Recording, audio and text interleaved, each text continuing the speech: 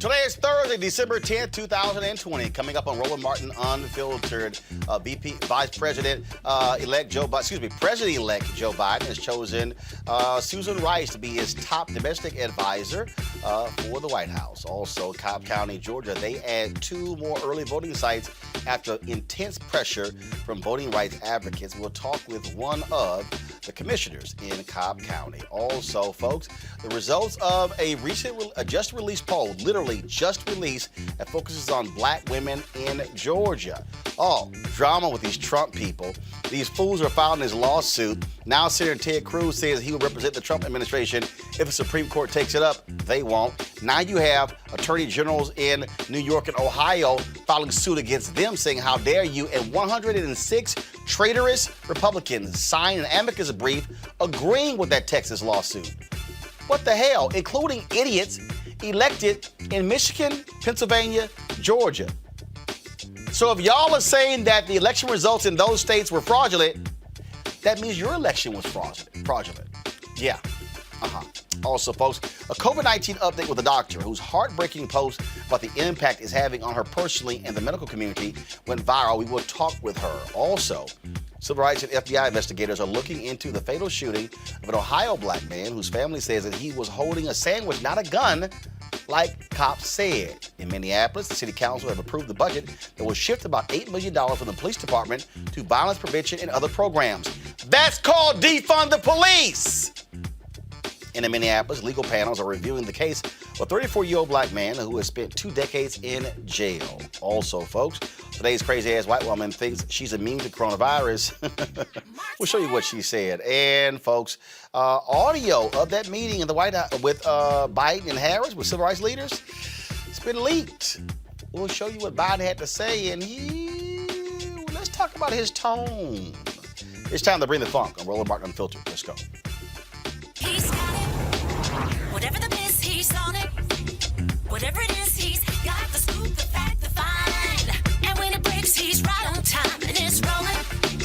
Best believe he's knowing. Putting it down from sports to news to politics. With entertainment just for kicks, he's rolling. It's on go, y'all. It's Roland Martin.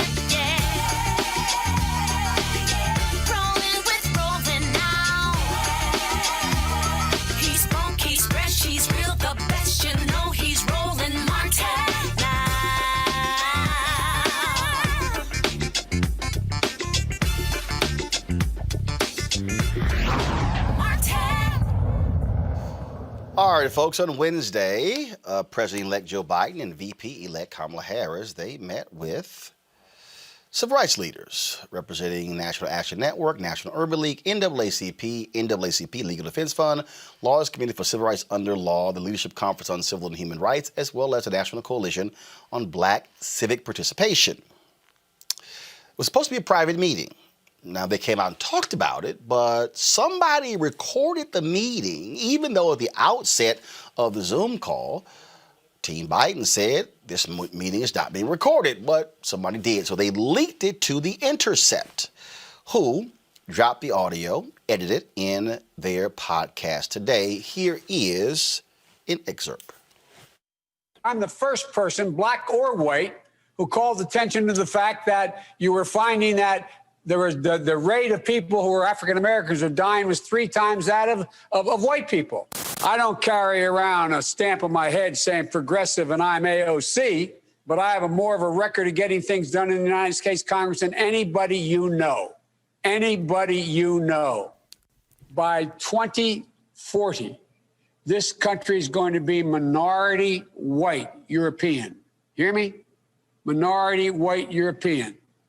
And you guys are going to have to start working more with Hispanics, who make up a larger portion of the population than y'all do. Let's get something straight. You shouldn't be disappointed. What I've done so far is more than anybody else has done this far. Okay? Number 1. Number 2, I mean what I say when I say it. We don't care about throwing fists in the air and the symbols. We want the substance. The Joe Biden I've known is substance. The Kamala Harris I've known is substance. We need it now more than ever. And I would hope that the first day you start doing the things with your executive orders to restore some dignity to law enforcement in our community and to voting. There's some things that I'm going to be able to do by executive order. I'm not going to hesitate to do it. But what I'm not going to do is I'm not going to do what used to, Benita, you probably used to get angry with me during the debates when you'd have some of the people you were supporting said, on day one, I'm going to executive order to do this. Not within the constitutional authority. I am not going to violate the Constitution. There is a Constitution. It's our only hope. Our only hope.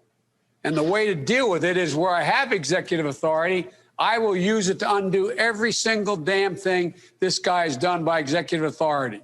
But I'm not going to exercise executive authority where it's questioned, where I can come along and say, I can do away with assault weapons. There's no executive authority to do away with that. And no one's fought harder to get rid of assault weapons than me. Me. But you can't do it by executive order. If you do that, next guy comes along and says, well, guess what? By executive order, I'm going to say everybody can own machine guns again. All right, let's bring in our regular Thursday panel. Dr. Greg Carr, Chair, Department of Afro-American Studies at Howard University. Reese Colbert, Black Women Views. Erica Savage Wilson, Savage Politics Podcast. Now, let me position this first. We have not received the full recording. We have not heard, again, the full recording. So I'm going to reserve some of my judgment because I would like to hear it actually in context. In terms of, because what the Intercept posted, and if y'all want to, y'all can go to the Intercept's podcast, the Deconstructed Podcast with Ryan Grimm. It's a 15-minute podcast, and they actually have their audio and audio here as well. So I just wanted to lay that out there because, again, that's important. Because one, we don't know how long this was. I know it was at least an hour. We don't know actually how long it was. So even what they got was an excerpt of the call. But let's deal with what was stated. So first, I want to deal with this defund the police thing, which Biden talks about in there, where he says that defund the police got Democrats killed. Here is what I have yet to see anywhere, Greg. I have yet to see anyone present me actual evidence, data, showing that defund the police led to Democrats losing. I've got anecdotal. I've got Democrats crying who lost. Okay, I'm not a socialist. I'm not defund the police. But Carolyn Bourdeaux, a Democrat, ran in a purple district in Georgia. They hit her with massive ads saying she was for defund the police. She still won. Okay? So if we're gonna break down this conversation, I think first there has to be an actual analysis of the districts we're talking about. Okay? Are they lean blue, lean red districts? That's first we got to talk about that. Second of all, you got to show me actually what the impact was. Because it's real easy to lay blame at defund the police. But what AOC has been saying, some of y'all just ran horrible ass campaigns.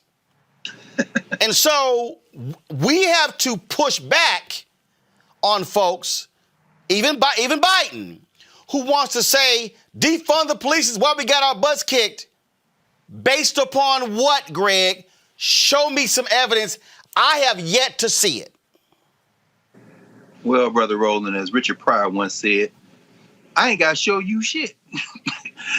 This is the sensibility since the 1990s and the Bill Clinton, who is the face of it, centrist turn of the Democratic Party. I mean, Joe Biden is a known quality. And I hope that to quote another anecdote he shared during that 15 minutes, and I did listen to the Intercept podcast, I guess one of his black friends, he referenced Kamala Harris and Cedric Richmond and said, hey, y'all heard me tell this story. So let's make sure that I, to quote Joe Biden, overstand you at this point. Biden is running the same thing Democrats always run, brother. I thought it was interesting watching your interview with our brother Derek Johnson the other day. Hearing Derek say, Tom Vilsack's a bad choice, bro. You talking about worried about this election in Georgia? Shirley Sherrod is a civil rights hero in Georgia. You picking Vilsack at this point could endanger the January. And then Biden comes back with, I don't really want to talk about that. And while I'm on it, this defund the police business. You know, maybe I assure you, I promise you that all these things are going to happen after January 5th. But right now, we've got to win these elections. So, you know, I have sympathy for Joe Biden. Why? Because he's a Democrat. I have sympathy for all the elected Democrats. Why? Because they're dealing with a structure that they don't seem to have yet quite grasped. To quote Rush Limbaugh from yesterday and today when he said, you know, he fears that this country is moving towards secession. 74 million people showed you they don't give a damn about the American. So you talking about the Constitution, they talking about white supremacy. And so Joe's caught in the middle. As a white man, he can't give up on America. So I understand why he talked to them that way. And I'm glad they pushed back, at least from the 15 minutes we've heard so far. Reese, the thing that I'll say this here, and I got no problem saying it, Joe Biden, you need to watch your tone. You need to watch your tone. Kamala Harris needs to pull Joe Biden aside. Joe, you might want to watch your tone. Joe Biden, and he did during the debate, and he did it here, where I did this, and I did that, I did this, and I did that. That was last week. Now, first of all, let's be real clear. That works fine in a debate because you're trying to establish what I've done. But Reese, I think about this scene from my favorite show of all time, The West Wing. And there was a particular Latino leader who showed up at a basketball game sitting courtside with either a potential Democratic candidate or was Republican. And the White House was incensed. And they called him to the White House for a meeting. Well, so-and-so, what are you doing? We saw the game. We gave you this, and this, and this. And he said, that was last year. This is this year. The reality is this for black folks. Joe, what you've done the last 47 years is irrelevant to where we are today. It's what you're going to do the next 4 years that's going to matter.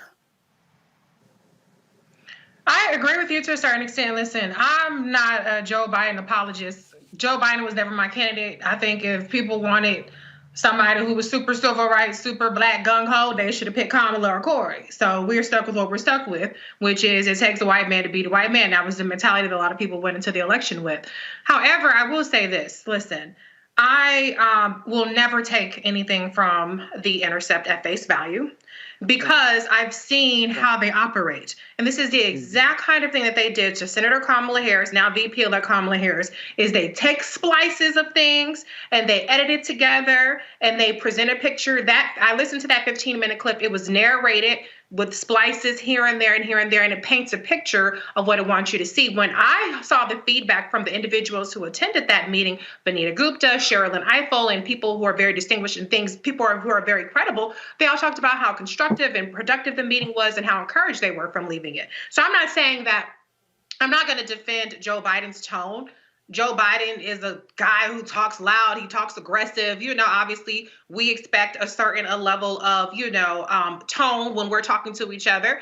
I'm not going to defend that. But, outside of the context, if you just have splices of Joe Biden shouting like he always is, I mean, he's a 78-year-old white man.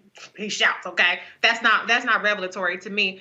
It is what it is with that. But, like I said, it's to me, I just look at it as it's The Intercept.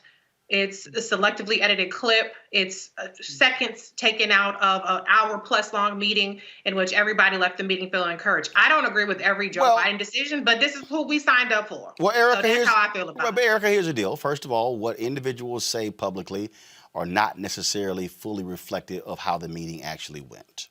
So let's just say that. So why would they lie? Huh? No, because here's the deal. You're not going to come out of your first meeting with the president-elect and say it was a shit show. You're not. Right. What you're going to do, you're not. So it's a posturing deal, okay? It's a posturing deal. And so I can guarantee you, because I've already talked to people who were in the meeting, that there was a lot of issues that they were bothered by. But again, you're going to come out and have a different spin because you're giving a public pronouncement. Here's the thing that jumps out the most here, Erica, and it's real simple. This is very simple. And that is this here. These same black organizations, in many ways, were silent and impotent when Obama was president. It wasn't solely because they didn't want to push Obama.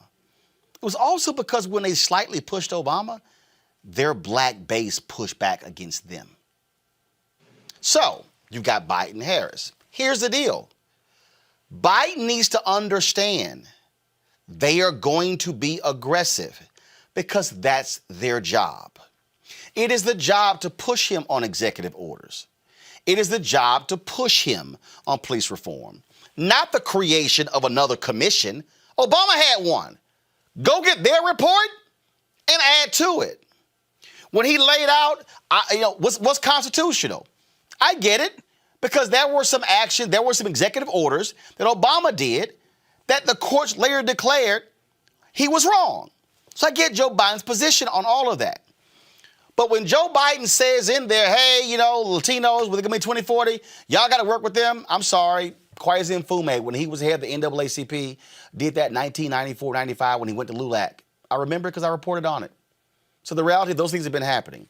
But the point is this here, and this is the point that Biden is going to have to understand and Harris is going to have to understand, the entire administration, that in the last Democratic administration, a lot of black people were quiet. A lot of black folks didn't ask for stuff. A lot of black folks stood back and saw, no, didn't say anything. That ain't gonna happen. Biden, Harris, they're not going to get the same runway that Obama got from 2009 to 2016. So their job is to push. Now the question, Erica, then becomes, how far do they want to push? How aggressive do they want to go? So Derek was on this show. He talked about Tom Vilsack. I get it. Which now means that Biden, if you're going to stick with Tom Vilsack, let's holler at you. See, it's real simple. If Vilsack is going to be the nominee, we got to holler at you. We want to see concrete things done by you in the first 90 days, Tom Vilsack, because you're on the clock. Because of what you didn't do in 8 years under Obama. So this is what's going to happen. And I believe, and this is the last point, Eric, before I go to you, that there are inside people who work in the administration. They're the inside people. There are external people who are inside, meaning they're having the private conversations. But you always have got to have black groups who are outside. You always got to have black groups who never get invited to the meeting on the inside because, see, those folk, they got the swing on the outside, and the inside and the outside people got to be able to say, look here, y'all might want to do this because if you don't, they are going to rise up. So the outside actually empowers those on the inside. Our failure under Obama is that everybody was inside and was afraid to be outside. Erica, go ahead. Sure. And then there's the runway that Donald Trump has had for the past 4 years that he's been able to get away literally with murder. We're talking 290,000 people now dead from COVID-19 and counting. I think that also a lot of the demands that are being made is because of, to be very frank and to be very honest, a lot of inactivity from the citizenry. So this is not laying squarely the blame of what has not happened on the citizenry, but there has been such an awakening in this moment. There is an understanding that there has to be an agenda that centers not only the base, but the community of people that built this country, the community of people who this was their country, and that is Black and Native folks. So when we kind of step into now, we're in 2020, we have an administration that we can actually debate with, an administration that we can actually argue with, an administration that we can leverage with. I'm very confident that everything that we would like to have done will not be done. I think that also that we've largely seen that there has long time been an issue with communication and the outside people, that pictorial that you painted, that those people don't regularly get within earshot or get an arm into these inside groups. And that's where you're seeing when campaigns, the general election campaigns, you see these 9-month heavy hitting money going everywhere except to those outside groups who are trusted brokers, who people in the community actually do trust. Just take Georgia example, my home where I am right now. Largely when people talk about Georgia, they're talking about 5 of 159 counties. Right. Georgia has 159 counties. You can't talk about Georgia if you do not talk about rural Georgia, because it is an agricultural landscape. But that's not largely what you see folded into the political and largely mainstream narrative. So all of that really is to say is that this has really been a communication problem that has been happening for years, and really to posture and really to prepare for a lot of the demands that we want to see happen to really support and bolster our community. They're not going to happen. One thing I do believe that can be done is really energizing, supporting, and investing in those outside communities, so that as we begin to move into other elections, that we will have a voice. But I just don't believe that we can lay to bear all of these things that people are wanting to see happen within this administration within these 4 years. Well, the reason I got to disagree with that, because other groups swing for the fences. See, here's the deal. I can't go into a fight, Greg, pulling my punches because I'm afraid they might punch back. I got to punch. Here's what I mean when I talk about inside, and outside. This is what I mean by that. 1959, Roy Wilkins, head of the NAACP, calls Reverend Dr. Martin Luther King Jr. a radical. 1960, Malcolm X rises to prominence with the Nation of Islam. The former radical becomes a moderate. When King goes to the White House to meet with LBJ, SNCC doesn't go because SNCC wasn't invited. But if you look at between 1960 and 1968, most of the most aggressive public demonstrations of civil disobedience were led by SNCC and CORE. Now, SCLC was there, NAACP was there, but they were told, do not do the freedom rides. SNCC said, hell no, we doing the freedom rides. CORE, we're doing the freedom rides. And so what I'm saying, Greg, is that in the 21st century, there are going to be black groups who go to the White House to meet with the president. That's fine.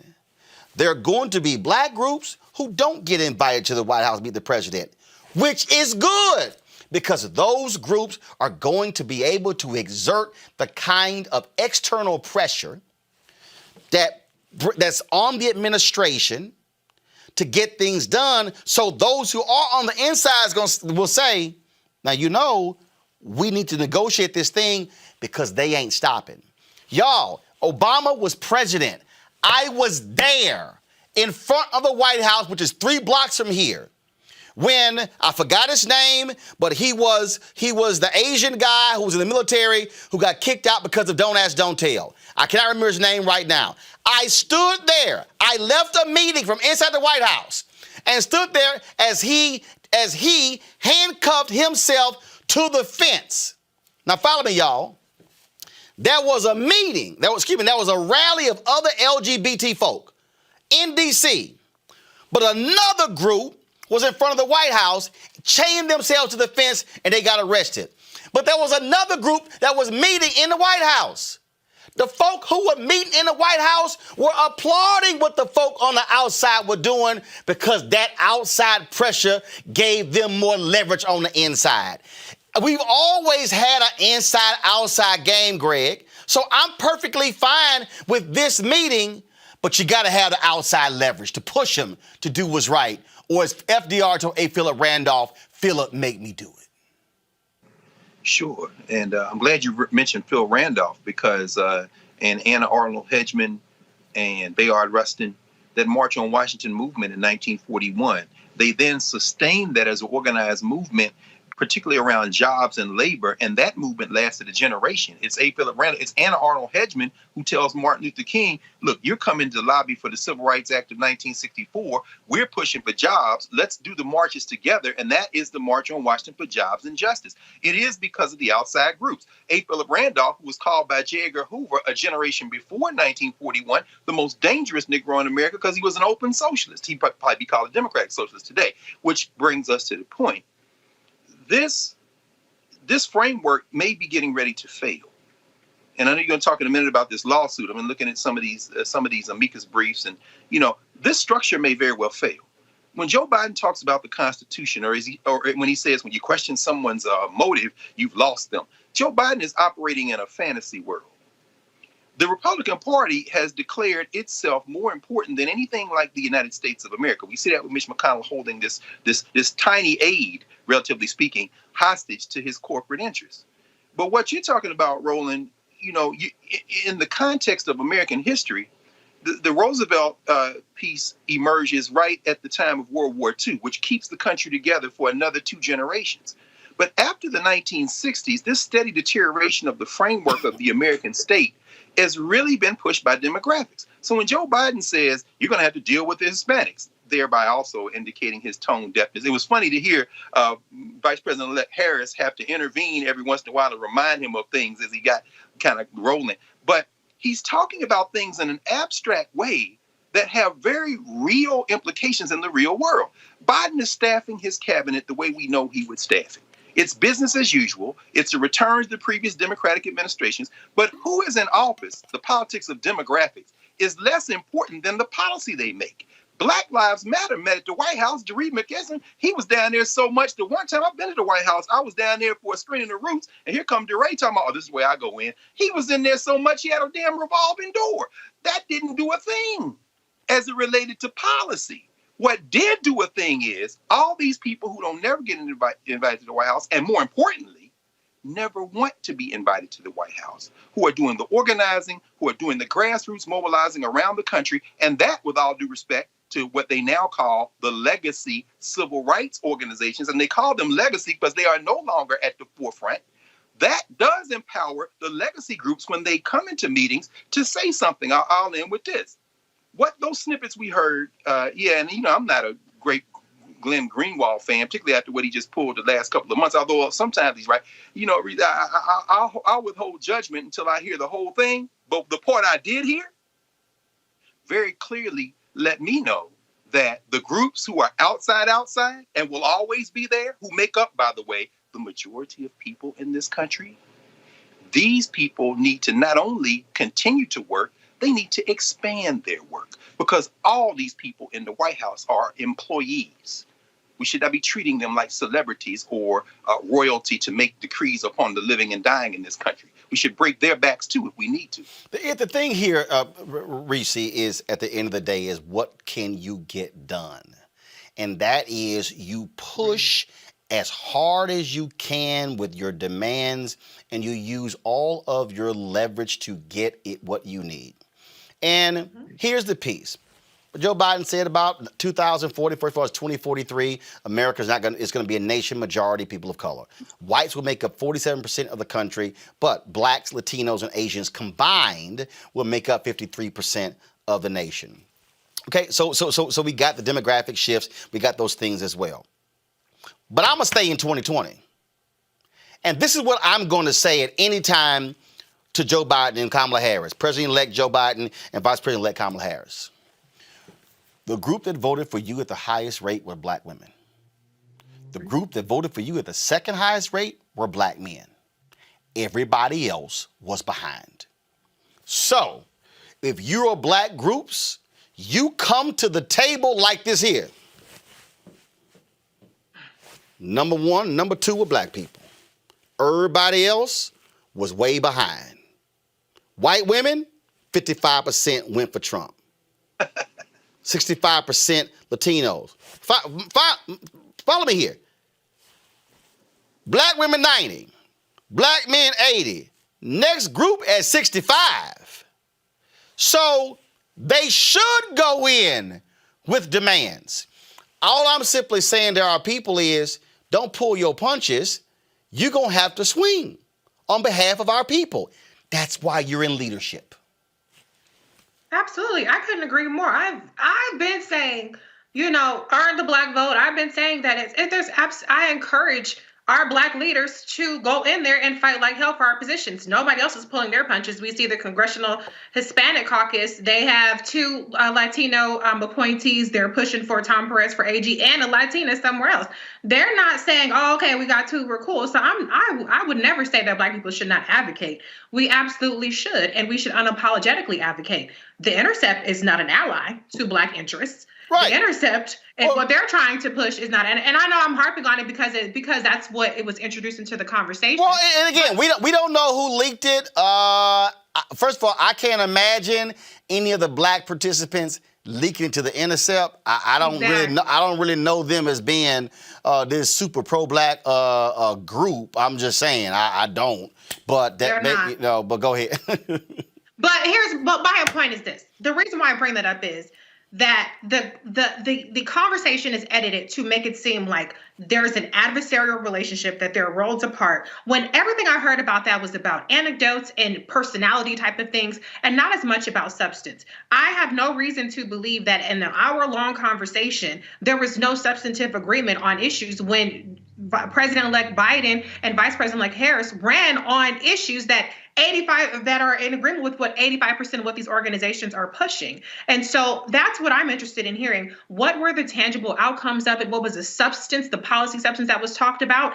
Joe Biden was never going to be the guy who was going to come out there and do executive actions to the extent of somebody like VP-elect Kamala Harris would have, or other people. Kamala Harris ran on executive orders and go on balls to the walls with that. Not Joe Biden. And so what I'm interested in is, okay, where are the areas of disagreement? And I say this every time we talk about policy and substance. And what were the areas of agreement? What is the framework for where we're going forward? Not this personality stuff, not this slogan stuff. All that stuff, it don't really matter because Joe is who Joe is, and that's who we signed up for. So where can we get some actual policy things? And the whole Vilsack thing, that was already decided before the meeting. So of course he's not going to sit up there and backtrack on that. That was a moot point by the time the meeting had occurred. So all I'm saying is it's, I'm all for demanding, I'm all for pushing, but I would like to see more about what was actually discussed, the substance, and where we are apart on things so that we know where to push. Because right now it just seems like we just push on all the stuff that we're already agreeing on. Where do we actually disagree? And let's push there. And the other day, the final point here, before we go to our next story, Erica, the reality is here, all the conversation right now is about appointments. The reality is inauguration is January 20th. But it will come down to legislative priorities. But again, the outcome of the Georgia Senate race also determines that. I mean, as simple as that. I mean, we could have all the philosophical discussions we want to. Right. If Ossoff and Warnock both don't, look, let's say Warnock wins, Ossoff doesn't. It's 51-49. You're still screwed. You're screwed. And it's not like Lisa Murkowski or Susan Collins is going to somehow fall your way when it comes and make it a 50-50 tie, and then Kamala Harris is going to break the tie.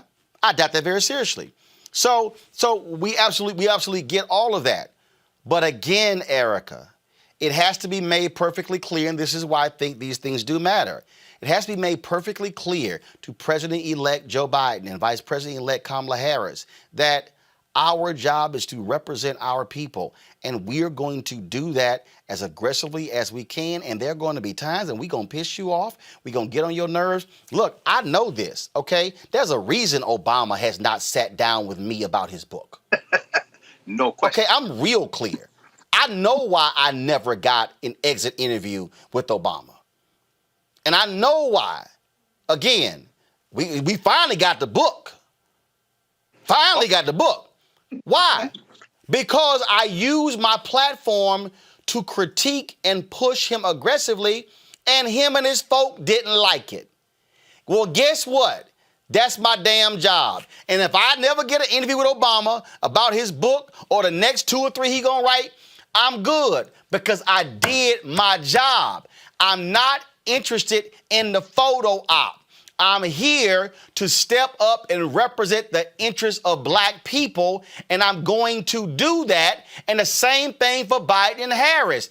I'm going to do it. And guess what? The White House is 3 blocks from the offices of Roland Martin Unfiltered, y'all gonna see me a whole lot.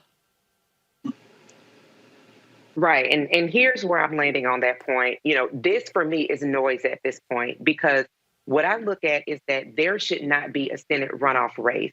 If there was work that was done during the general election to make sure that voters were galvanized, that we should have picked up a Senate seat in Mississippi, that these two Senate seats that are now a runoff election, that those should have been picked up as well. And we can go on and on. If, in fact, again, going back to those outside groups, if those groups had been properly supported and invested in. And I think what we're kind of seeing now, or what we've already known, kind of preaching to the choir, is that no one is going to save us. We're going to save ourselves. We're going to talk about this a little later, but even looking at with this nomination of Tom Vilsack going back into another administration to be the Secretary of Agriculture, and that John Boyd, who's a friend of your show, who has been on, a farmer with the National Black Farmers Association, was not invited to that meeting, that he is an important voice in that conversation around agriculture, Black farmers, and making sure that Black farmers aren't getting less than 10% of microloans from the USDA, ensuring that Black farmers aren't getting 0.2% of loans that are afforded to all farmers. He should have been a part of that conversation. So what I am saying is that we have to be an engaged citizenry, that we have to continue to engage, inform ourselves, so that as elections come forward, as they continue to happen the next 2 years, the next 4 years, that we will continue to empower ourselves, like you laid out before with the historical anecdote, so that when it is time for us to make noise, it is not that we have made all of the noise, and not saying that this is what this been just in 2020, that we have galvanized millions and millions of people, the base, the people that came out and continue to save this country, Black men and Black women, and say these are our demands and expect them within a specific time frame. And here's the deal. Again, the Tom Vilsack get confirmed by the Senate. Guess what? Black farmers should be there day one. And this is where you put pressure. Mm-hmm. Let me tell you something right now. If Doug Jones gets the nod, or whoever gets the nod for Attorney General, we're going to be right there as well. See, again, I'm telling you right now, I'm hitting everybody. Interior, Commerce, HHS, HUD, USDA. Don't think for a second, if Lloyd Austin is confirmed, that we ain't gonna be right there with the Pentagon. I've already told y'all in terms of Eleanor Holmes Norton, the Congresswoman Eleanor Holmes Norton, when she did the study with the GAO that showed the federal government over 5 years spent $5 billion on advertising, and Black media only got $51 million. Oh, let me be real clear. We're gonna be there. This is where Black interests, Black economic people should be saying Janet Yellen when we meeting. Right. Black housing people, Fudge gets confirmed when we meeting. Black folks who care about the environment, EPA, Interior, when we meeting. Business folks, Commerce, when we meeting. Black veterans groups, McDonald, when we meeting. See, I'm not just focused on who got the meeting with Biden and Harris. Right. Black folks, we got to hit everybody, every agency, every department, every secretary to say fair share. That's what we got to do. Speaking of domestic policy, today Biden announced that Susan Rice is going to be running the White House Domestic Policy Council. Rice, of course, served as former National Security Advisor and ambassador to the United Nations under President Barack Obama. She was vetted to serve as Biden's vice president and was continued to be Secretary of State. However, that position went to, of course, Anthony Birkin. According to various reports, Biden's team was looking to find a high-profile role for Susan Rice that they thought was a perfect fit, but also didn't have to go through all the drama being confirmed in the United States Senate because Republicans are still pissed off with her because of Benghazi. She has significant foreign policy experience, but also this is going to be, of course, a whole lot of domestic policy. That's what this is, Domestic Policy Council. And one of the areas they say she's going to be working on deals with the issue of racial equality. So we'll see what happens with that. And so certainly congratulations to Susan Rice, and I can't wait to have her back on our show as the head of White House domestic policy, just like all the other folks as well. I'm telling y'all right now, before I go to Cobb County story, let me just go ahead and say this. And because I really believe this has to be our call to arms, if you will. And you just heard me talk about that with our panel here. And you pull a panel up. Our positioning has to change. Our positioning has to change. I'm talking about in the aftermath of George Floyd. Let me, and to the folks at the Virginia Union, I'm going to be recording this speech because it deals with the third Reconstruction. We really have to be thinking that we're operating in the third Reconstruction. Reconstruction means to reconstruct. We're talking about reconstructing a democracy, reconstructing this nation, reconstructing our black community, which means that we can't be playing small ball. When I go into meetings with corporations as the vice president for digital for the National Association of Black Journalists, Roland's not walking in saying, can we get $50,000 grant? I'm saying, can we get $50 million? I ain't playing small ball. We have to be thinking about massive reconstruction in every single effort. The federal pension fund is nearly $1 trillion. How many black people are managing that money? How much? 50 million, 100 million? Treasury. I want to know black firms, bonding firms, accounting firms, legal firms, hedge funds, private equity by black people. Treasury, what y'all gonna do? I'm following the money. I'm telling you right now, fine, Biden, you got Vilsack. Oh, but you gonna have to deal with black people because we're gonna have a bullseye and a microscope on you at all times. What I'm trying to get our folks to understand, you cannot do anything that I'm talking about unless we are organized and mobilized to do so. Right. Greg, explain to our people what Stokely Carmichael said about black people and organizational infrastructure when it comes to getting things done.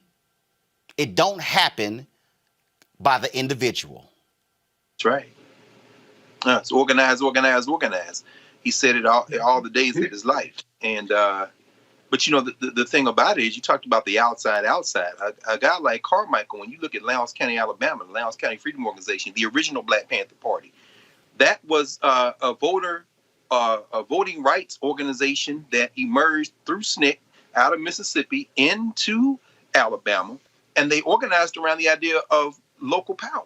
So when they went in Lowndes County and organizing black folk to register to vote, and these white people who were owning this land, these black folk were working on it as farmers, basically debt peons, sharecropping, threw them off the land. They built tent cities in Lowndes County, and those black people were radicalized in the sense they said, you know what, we're free for the first time in our lives. And you know what those white landowners did?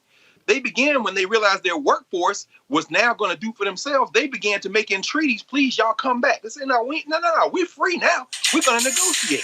And the important thing is, they were organized and they were organizing. And so, no, you're absolutely right, Roland. I think, and again, you know, you've been talking about this third Reconstruction for a long time. And, you know, William Barber, our brother William Barber's been talking about it. We've been thinking about this. But, you know, the more I think about it, the more I think the only Reconstruction in this country that ever was a real Reconstruction, a possibility of one, was immediately after the Civil War.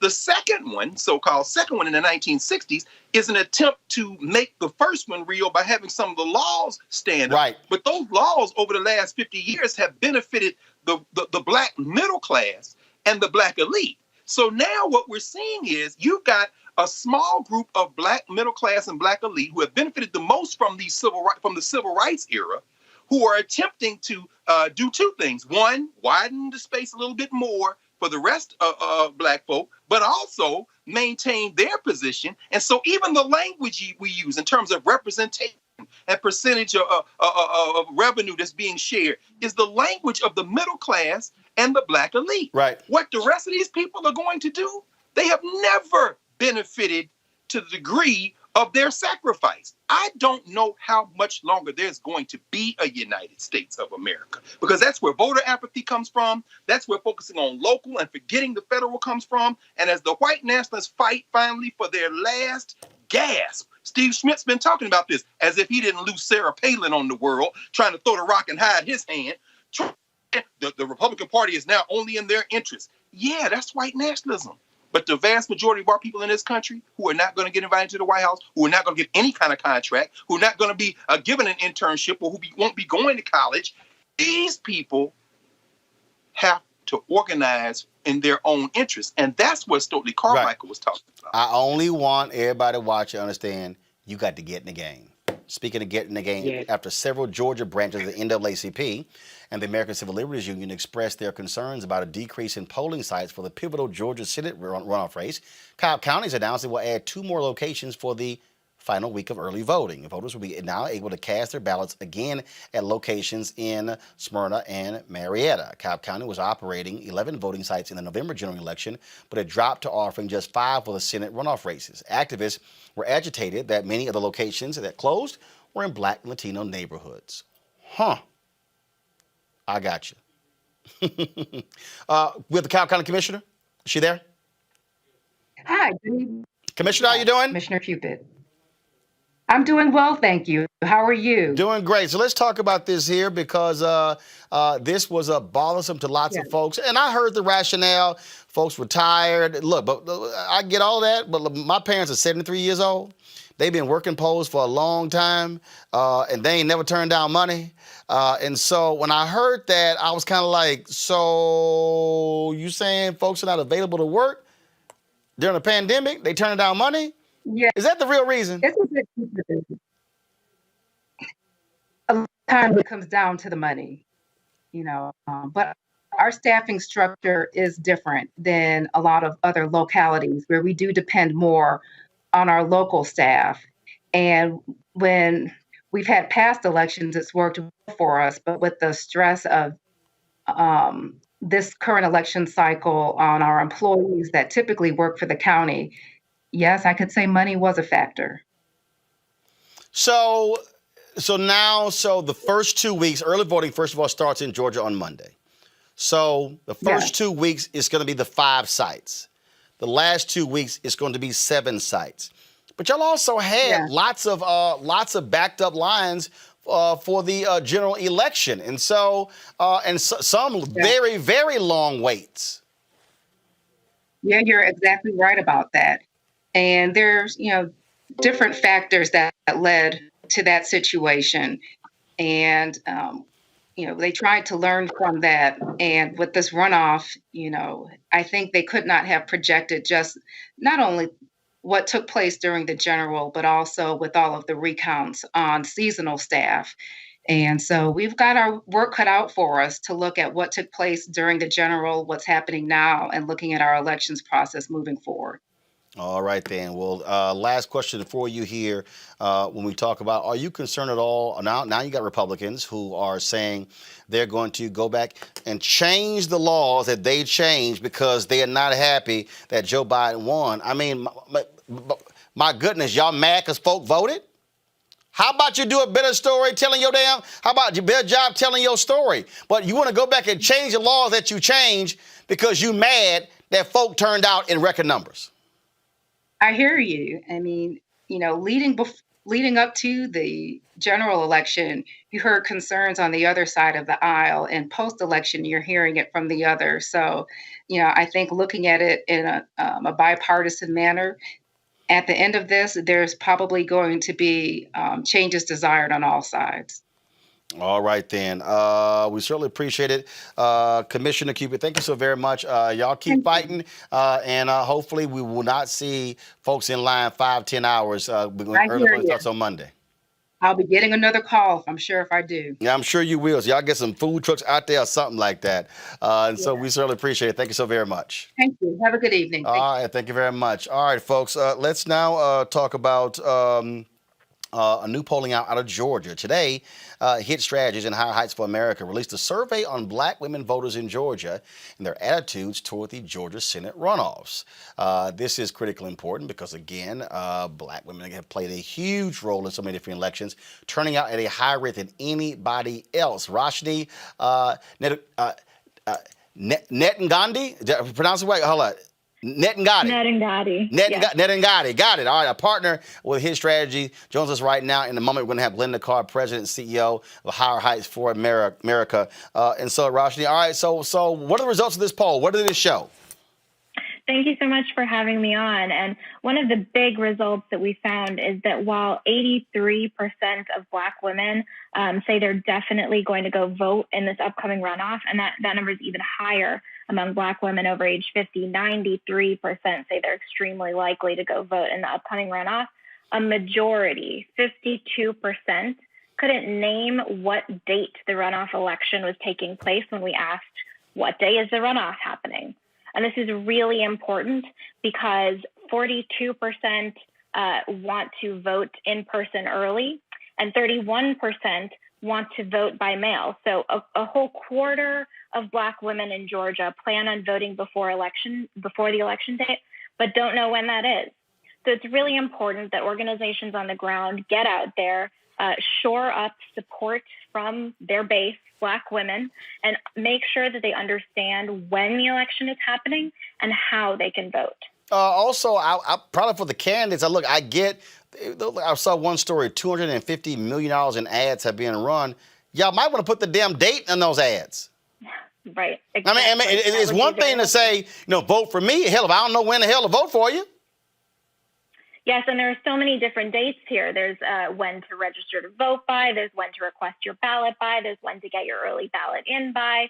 So voters in Georgia might be overwhelmed with the number of dates. So just providing these voters with information on where to vote, how to vote, and when to vote by will be crucial. In this poll, did they say who they prefer?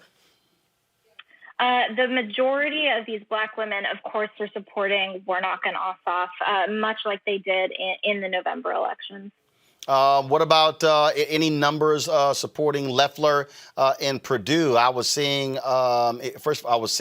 previous polling that showed that Loeffler was doing better among African Americans than Perdue was.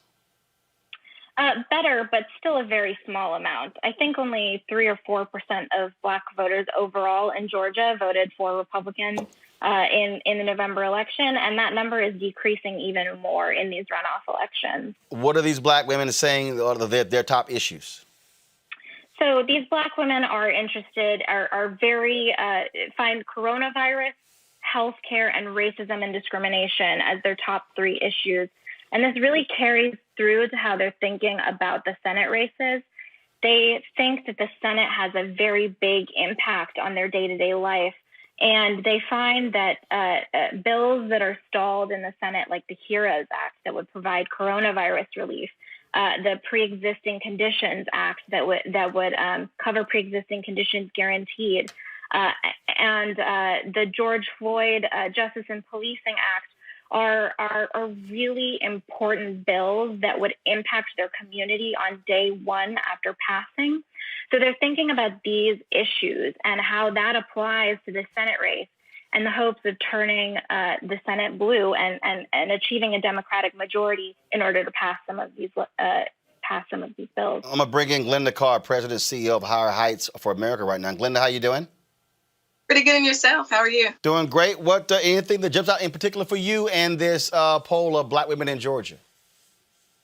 Yeah, I mean, it's an important piece of polling that we are happy that we connected with Roshni and Hit Strategies.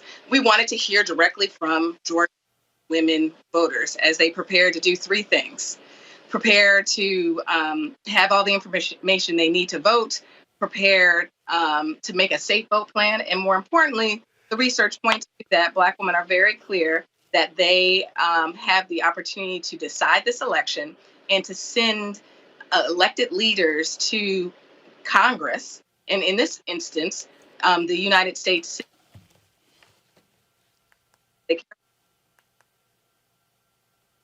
Is Glenda still there? I thought, did we lose her? Glenda, you still there?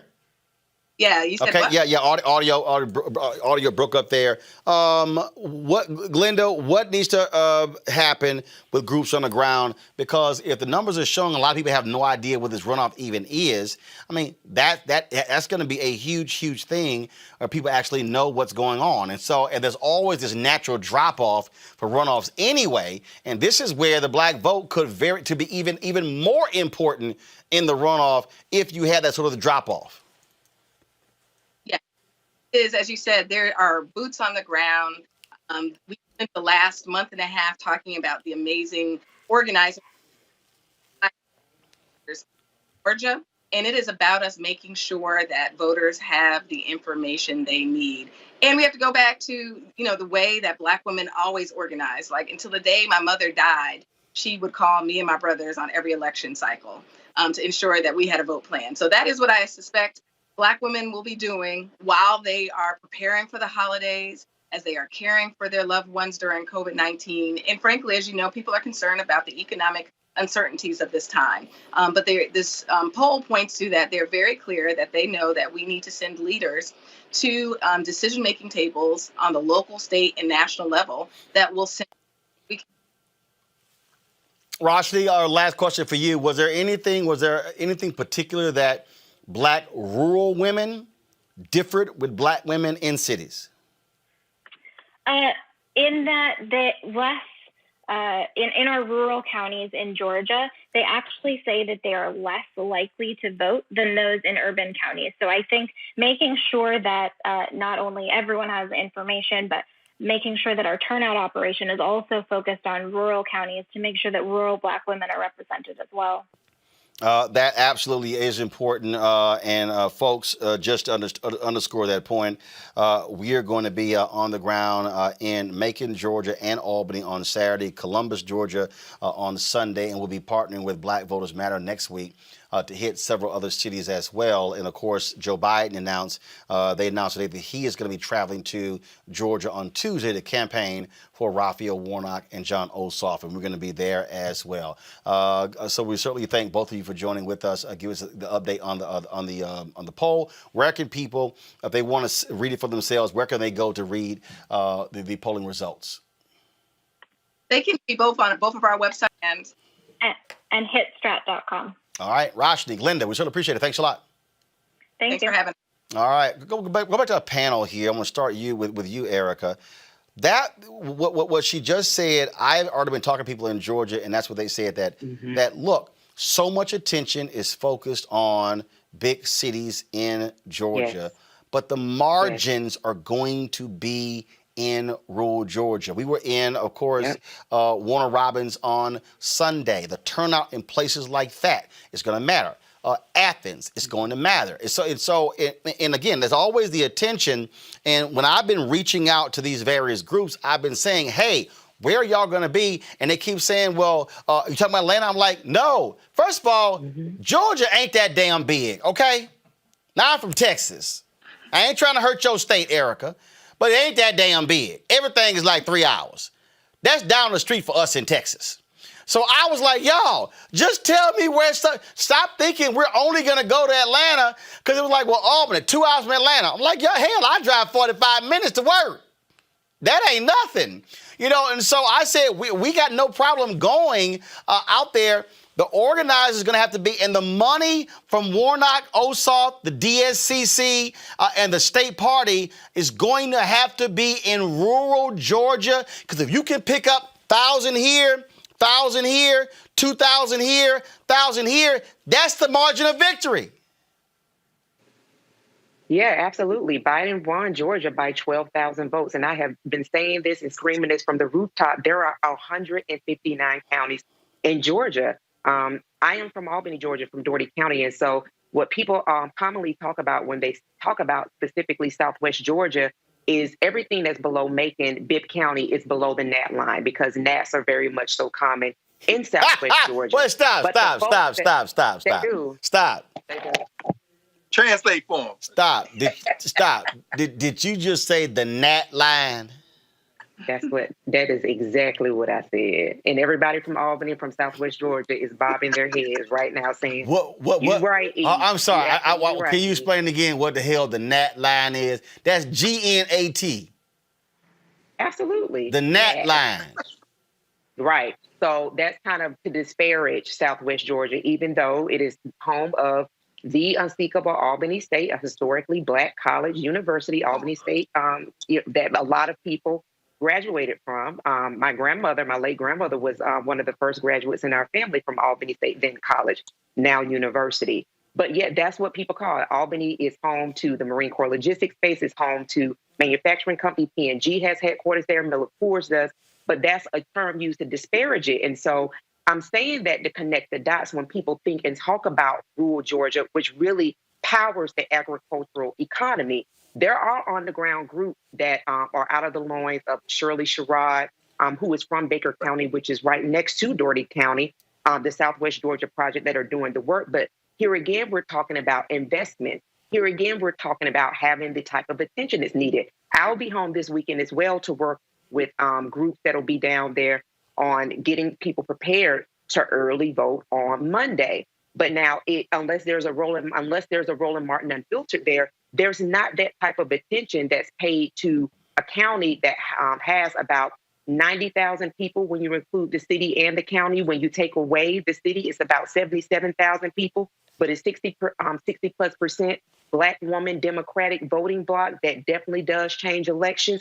That is where investment, that is where eyes need to be. When you're talking about Carroll County, when you're talking about all these people, these places, Stewart County, home of a detention center where you talked about this on the show earlier this year, where there was a doctor that was essentially sterilizing women who were held in those detention centers. That is right in Stewart County. That is 30 minutes away from Albany.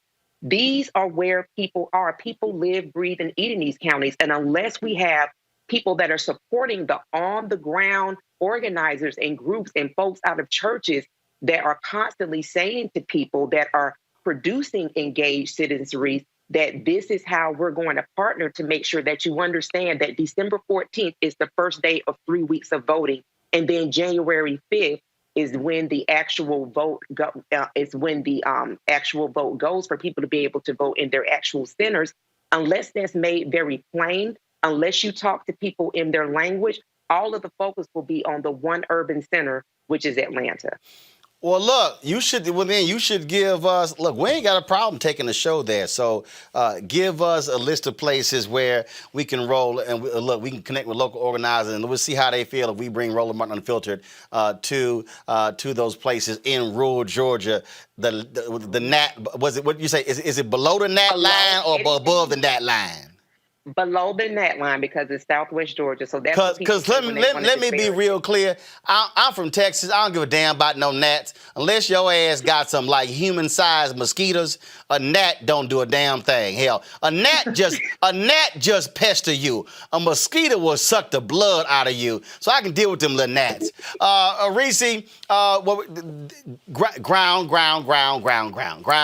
It's all turnout. That's just the bottom line. It's turnout. I mean, look, all these consultants, they could talk about putting all this money on TV and radio because that's how they get paid. But I'm telling you right now, the Black folks in Georgia should be yelling and screaming, where is the ground money? If they are not hitting those places, I'm telling you, it's the margins. Biden won by less than 12,000 votes. These Senate races are going to be close.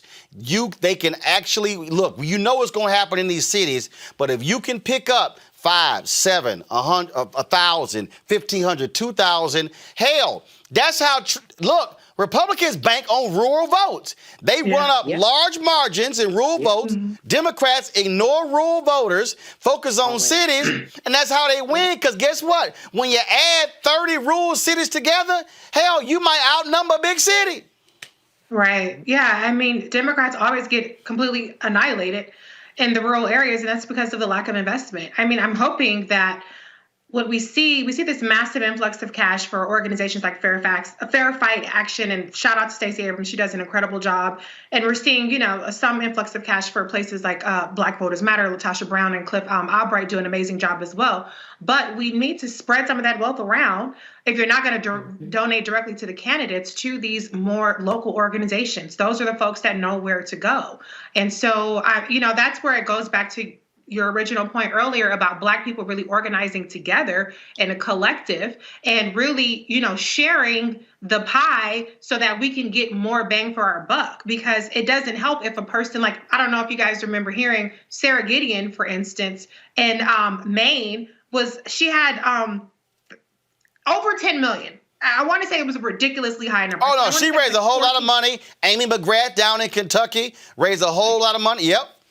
But what I'm saying is I think she had $14 million left over, unspent.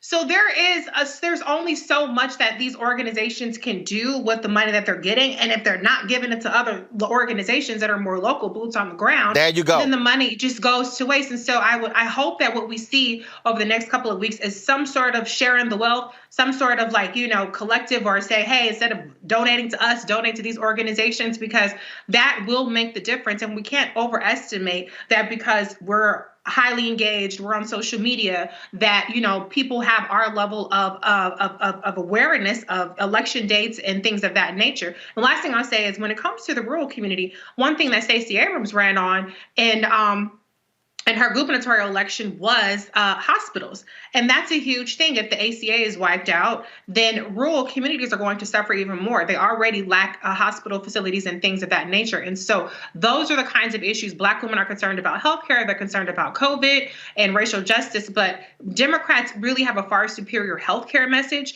that could really resonate with folks in these areas. But you have to find some way to get to them.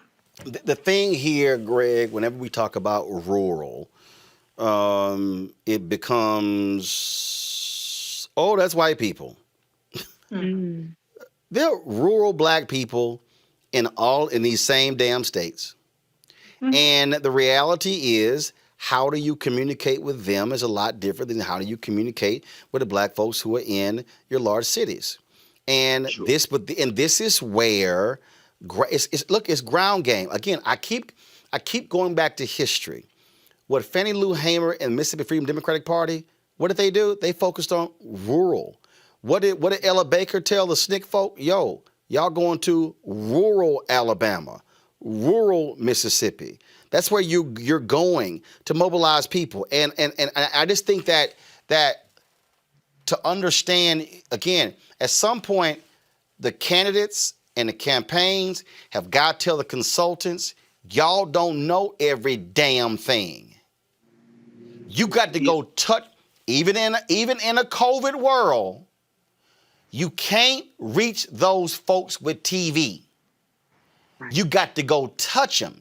It does not mean that Warnock and Ossoff has to go to every single one of those cities. But you got to have some presence. You got to have signage.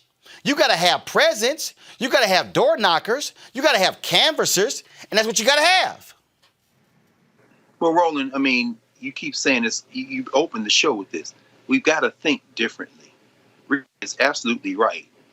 The money isn't the issue right now. How you're using the money. And, we just heard Erica give a roadmap to victory. I mean, let's be very clear. I mean, let's tie a few of the things we've been talking about so far all together. In that meeting, and as Derek explained to you on the air yesterday, Joe Biden very quickly moved past Shirley Sherrod to get to this. Well, don't use this. Okay, bruh. Did you hear Erica talk about the Southwest Georgia Project? That's Shirley Sherrod and Charles Sherrod, who started when they were teenagers and 20-somethings, along with a sister from Albany, if I'm not mistaken, Erica, named Bernice Johnson Reagan, the SNCC singers, the freedom singers. These young people, what you don't do, you don't send Ossoff and Warnock down there. You have the sense to say, here's the money. Let me get out of Shirley's way. Why? Because Shirley going to walk Ms. Johnson to the poll. But see what the Democrats, Tom Perez, Joe Biden, the whole Democratic National, what they think is that two things. You can't expand the party. That's why, they're begrudging now to Stacey Abrams. Oh, yeah, we love you. You don't love that strategy because you think you're just going to win this in the cities. halfway between Atlanta and Albany.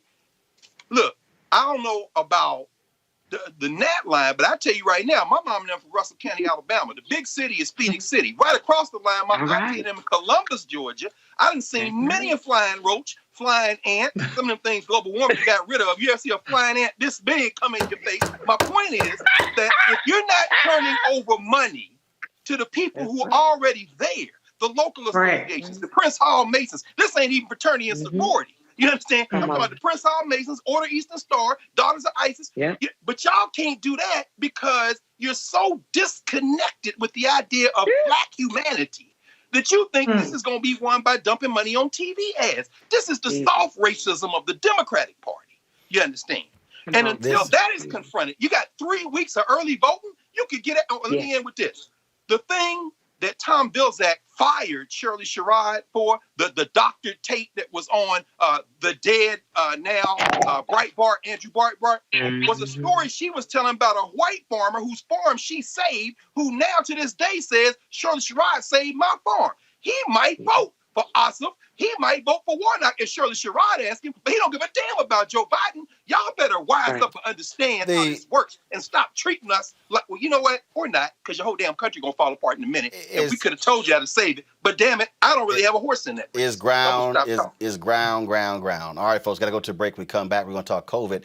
And we talk with a sister, man. She, this unbelievable thread talking about how her life and family has been impacted by COVID-19. That is next on Roland Martin Unfiltered. Trump can show up and say anything, and they can just go, oh, yeah. And the African-American community was great to us. They didn't vote. You know, he just called you stupid. Did you hear that? But he's for us. Really? And they were just regurgitating the things that they had heard on a radio or in the barbershop or something that somebody had told them. They hadn't thought about it. Democracy is in danger because people don't know how to think. I'm done with trying to convince people to try to vote for their, for their life. You have to run for your life. I'm gonna go try to get people who are open to it and lead them. I'm done with hope. Fuck hope, fight.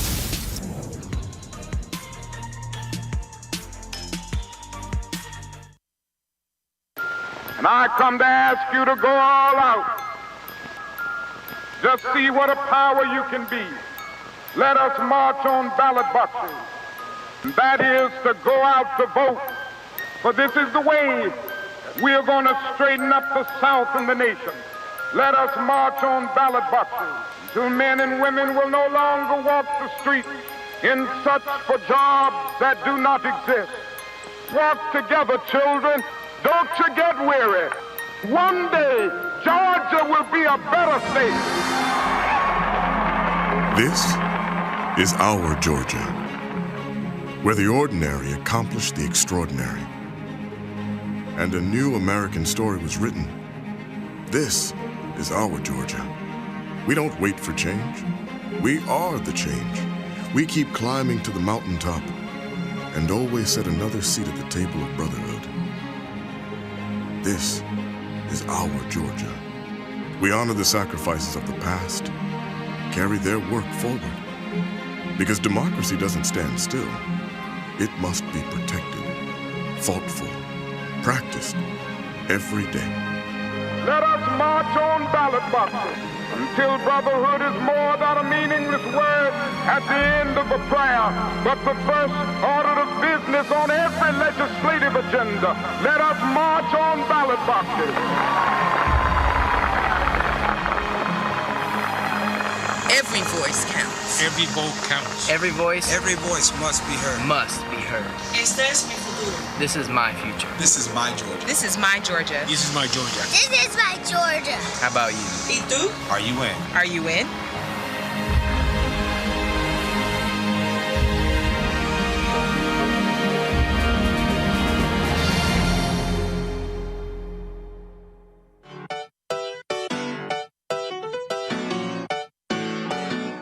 We got power. We're about to get ready to launch our We Got Power tour. Cliff and I are going on the blackest bus in America. We're hitting the streets again. We're going to be going through at least 12 states, maybe more. I'm just really excited. Now, it's a little bit different this time because COVID-19, we've got to wear masks, we've got to be socially distanced, but we are very committed that we've got to get in the streets and inspire and encourage our people in ways that are socially distant. Ready to hit the road, ready to see our folks, ready to be socially distant, ready to mask up. On our way to Pennsylvania, we'll be there for 2 days, and then we're headed to Ohio to Cleveland. We're going to be just spreading a lot of love and building a lot of power. The very last day, we're going to be out here on the ground in these streets because our people need us. Can't stop, won't stop. Register to vote.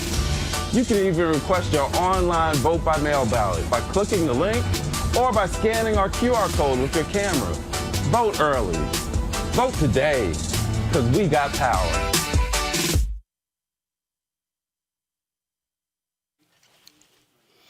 And, of course, we're going to be there with him this weekend on Saturday, December 12th, 3 to 5 p.m. It's going to be a tailgate Christmas concert at the Harriet Tubman Museum there in Macon, Georgia. Waka Flocka, Tammy Rivera, and Pretty V are going to be there. Then, of course, on Sunday, they're going to be in Columbus, Ohio. 1 to 3 p.m. with an early vote tailgate at the Columbus Civic Center. And again, Waka Flocka, Tammy Rivera, Pretty V, joined by Sybil Wilkes. And so, free food, performances, music, voter education, and more. We'll be live streaming both of those events right here, Roland Martin Unfiltered. And this is why we have this platform to bring you that kind of stuff, because you ain't going to see that on CNN, MSNBC, Fox News, ABC, NBC, CBS, because we black owned. And we know what matters to you. All right, folks, as of today, there are 15.5 million cases of COVID-19 in the United States. 290,000 people have died with the virus. This week, the UK became the first country to administer Pfizer and BioNTech's COVID-19 vaccine. The companies are now saying people with a significant history of allergic reactions should not take the vaccine after 2 healthcare workers experienced symptoms the day after taking it. Pfizer and BioNTech maintain their stance that there are no serious safety concerns with taking the vaccine, yet allergy-related side effects have been a prime reason why many other COVID-19 vaccines have not been approved. In the United States, an FDA advisory panel deliberated on whether or not the regulation agency will grant emergency authorization to Pfizer and BioNTech to hastily release its vaccine to Americans. And so that may happen actually tomorrow. Now, folks, there are a lot of different people out there who've been talking about the impact of coronavirus. They've been telling the story of losing family members, of them themselves coping with this. And I saw this thread on Twitter from Dr. Magdala Cherry. She's a Commonwealth Fund Fellow in Minority Health Policy at Harvard University. And it really was just stunning what you laid out, Doc. Glad to have you here on Roland Martin Unfiltered. Share with our folks just how devastating and difficult this coronavirus has been on you, your family, not just your family, but also the medical community. Absolutely. Thank you for having me, Roland. I really appreciate you elevating my family story, and even more than that, elevating the experience of healthcare workers everywhere, honestly, not just in America, but across the world. It's been life-altering. Every time I hear people say, I can't wait to go back to normal, I think they forget that families like myself normal doesn't exist for us anymore. I now have 2 empty seats that I'll never have back. And my father passed away on Easter Sunday, April 12th of this year. Mom passed away May 1st. After that, that was Mother's Day without them, my brother's birthday without them, Father's Day without them, my birthday without them, my sister's birthday without them, and now the holidays. It's real. It's real, and it's a real journey to try to not only stay safe, reconcile with the fact that people don't think this pandemic is real, but then also as a physician, as a healthcare worker, reliving a lot of trauma from what I faced working on the front lines. And when you talk about that trauma, I've talked to other doctors, and look, there have been a lot of people who have quit the medical profession because of what they have witnessed over the last 6 months. Right.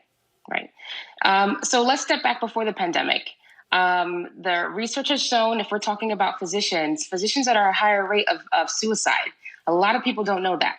and at our higher rates of burnout. So a study that was done in 2018 showed that physicians, especially those that are working in the emergency room, in primary care and critical care, are at over 40% risk of burning out. That was pre-pandemic. That's just the stress of being a doctor and seeing patients and losing patients because you connect to them. Now you add a pandemic that is killing people, add layers to it as a physician of color. When you watch your community be impacted, it's literally community collective pain. And you have to hide that every day and keep going. And in the physician profession, we don't value mental health. We don't talk about it. So now you're just compounding issues on top of issues, and no one's really hearing our side. We're not heroes. We're human beings, and people need to remember that.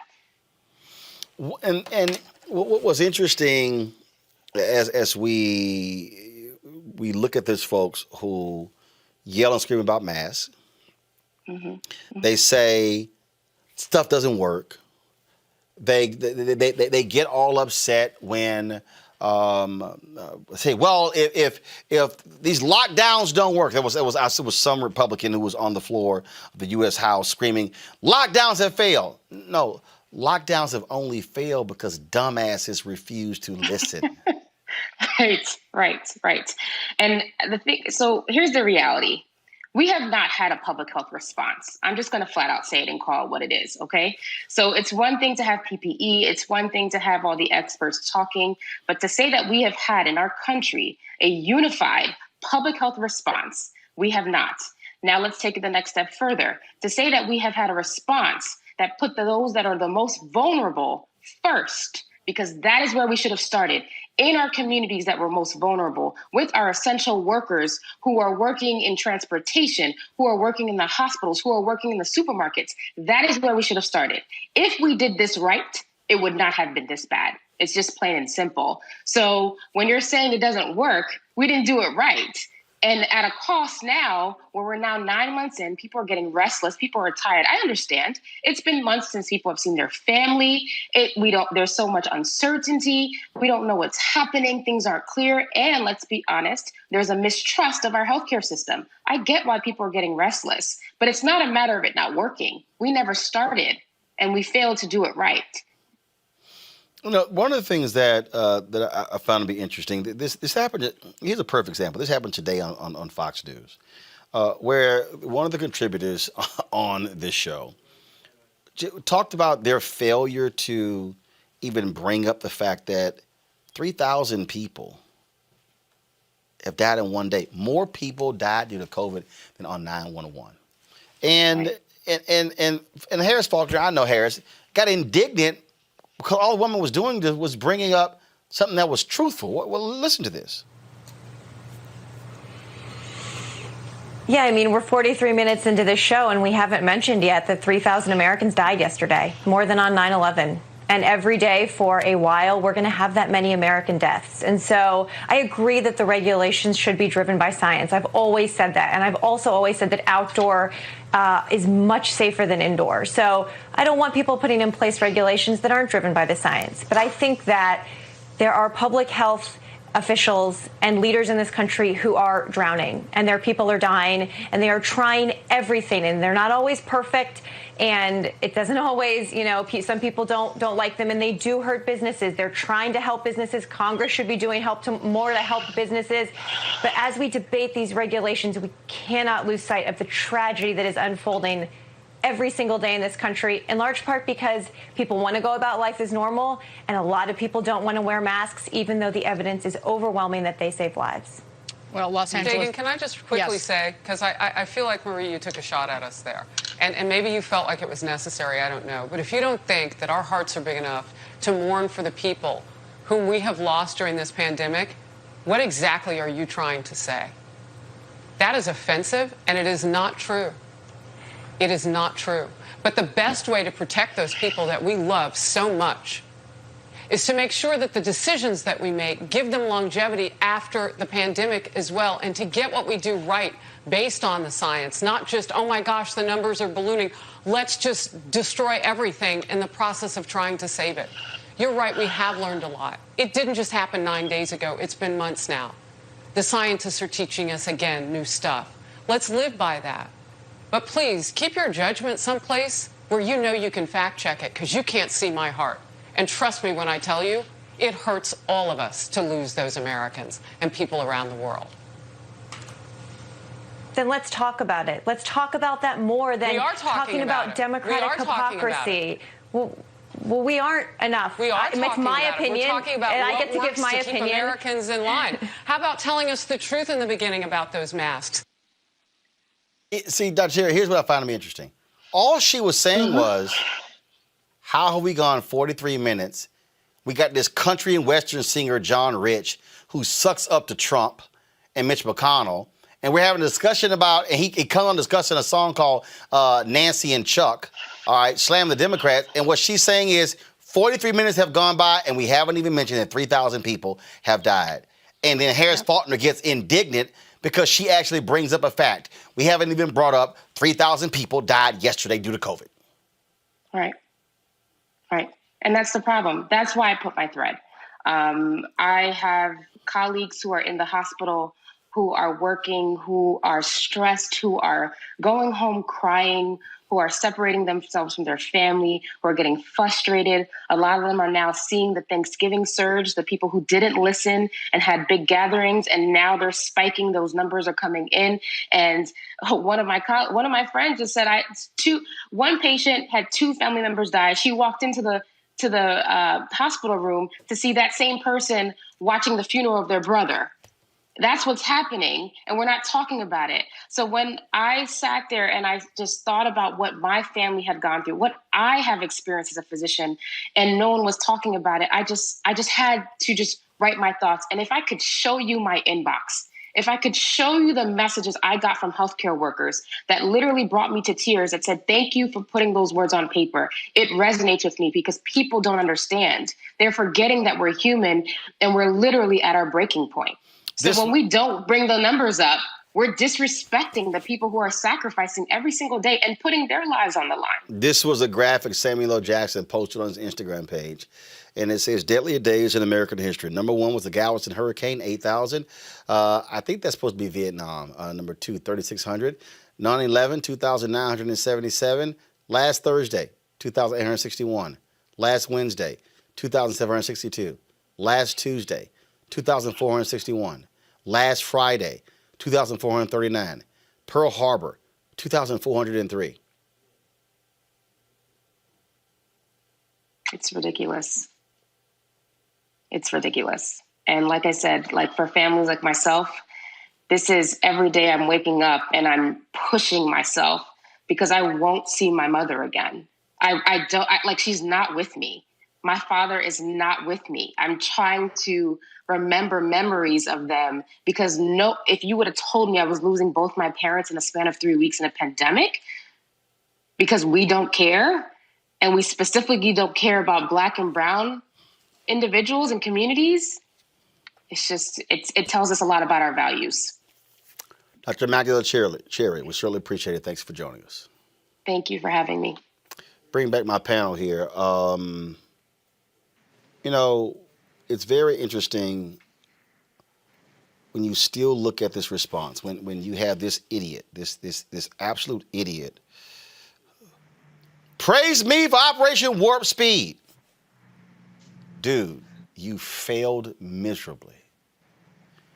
And to see these people, Reese, when you see these idiotic Republicans, when you see these folks surround the home of going after the governor, Secretary of State, and they're attacking folks, and they're how dare you about the mask? And I'm just sitting there going, and again, okay, if you want to die, go right ahead, knock yourself out. But they're literally killing others, and the response is, oh, y'all going to destroy the economy in doing so. Well, you know what? If you have no people, you ain't going to have an economy. Yeah, unfortunately, it seems like their message of being anti-science and anti-intervention is working, because we're seeing polls out. One of my friends sent it to me, a recent Ipsos poll where people are less concerned. 9% of the numbers have dropped by 9 points of Americans that are concerned, whether it's very concerned or somewhat concerned about COVID, despite the fact that these numbers have been skyrocketing every single day, with each day practically setting a new record for the most number of deaths in America from any kind of situation. And so we still have a lot of work to do. The vaccines are not a silver bullet, because it's going to take at minimum 6 months before we even get, a majority of the population vaccinated, if people do choose to vaccinate, which there is a lot of understandable mistrust of vaccines, but then there's a lot of just also pure stupidity when it comes to these vaccines. And unfortunately, we have a shared public health a stake in this, and so we can't afford for just people to just be stupid on their own time, because that impacts us. So we have to keep masking, we have to keep social distancing. And the last thing I do want to say, that I want to address something I saw Fabulous today. He wrote a post, and he said the most dangerous profession in America is a black male rapper. And I'm trying to figure out, has he not seen what's happening in this pandemic, where we have a record number of frontline workers, healthcare workers, specifically doctors and nurses, dying from treating their patients from COVID? Like, come on, get real. So we have to really understand that this is a crisis. It is not going away anytime soon. Even with the vaccine, we'll likely still have to wear masks, still have to do some social distancing. But it's time to prioritize the public health over our convenience, because it could be you. It could be your family member. And it is wiping people out. And it's not the large gatherings are wiping people out. It's actually these small gatherings. So we have to get real and really get serious about tackling this. And hopefully Joe Biden and Kamala Harris, when they come in, will spur that. But it's still going to take our individual responsibilities to take this seriously. Look, what you're dealing with, Erica, you're dealing with a bunch of crazy, deranged-ass people who you can literally have Antarctica turn into a river and they will go, it's not bad. It's okay. It'll freeze back up. Yeah, I mean, he's definitely exploited the ignorance that runs throughout this country. 74 million people prove that. And even here in the state of Georgia, I've been to the grocery store a couple of times and had to exit quickly because there were people that were walking in the grocery store without a mask. And I'm talking about white and black people.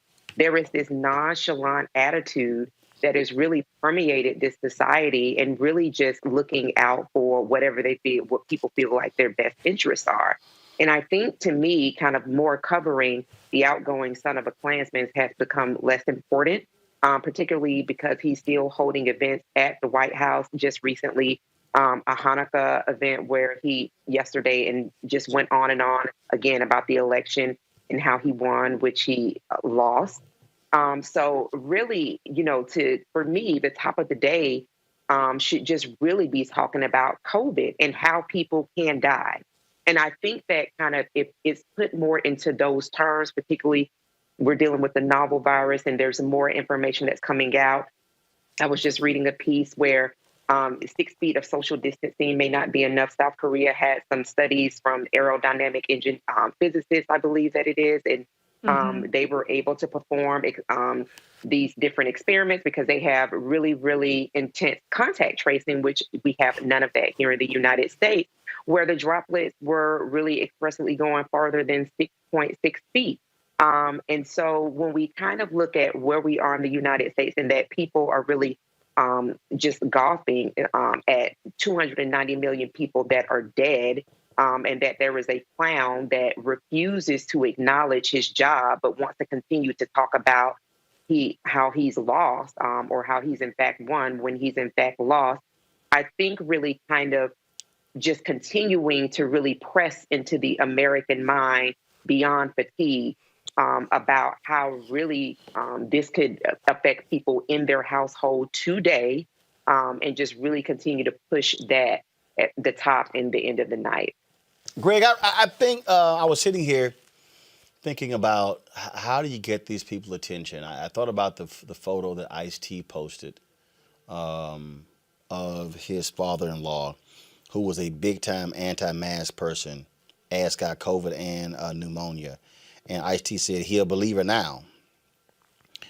And I thought about the Yul Brynner, the actor, the Yul Brynner, when they released that smoking commercial after he died. Folks, if y'all millennials and Gen Z folk ain't never heard of Yul Brynner. This was a commercial that was released after he died of cancer. I'm going to play this here. Ladies and gentlemen, the late Yul Brynner. I really wanted to make a commercial when I discovered that I was that sick and my time was so limited. I wanted to make that commercial that says simply, now that I'm gone, I tell you, don't smoke. Whatever you do, just don't smoke. If I could take back that smoking, we wouldn't be talking about any cancer. I'm convinced of that. Greg, I think, look, it ain't going to happen with the fools in the administration right now. I think as a part of the public, I think as a part of the communications campaign that the Biden team should do, there should be ads put together featuring a variety of people who did not believe in COVID-19, who thought it was a hoax, who got it. I bet you there's a bunch of families who would absolutely agree to allow those images to be used to say, are you one of these people? Do you want this to happen to you?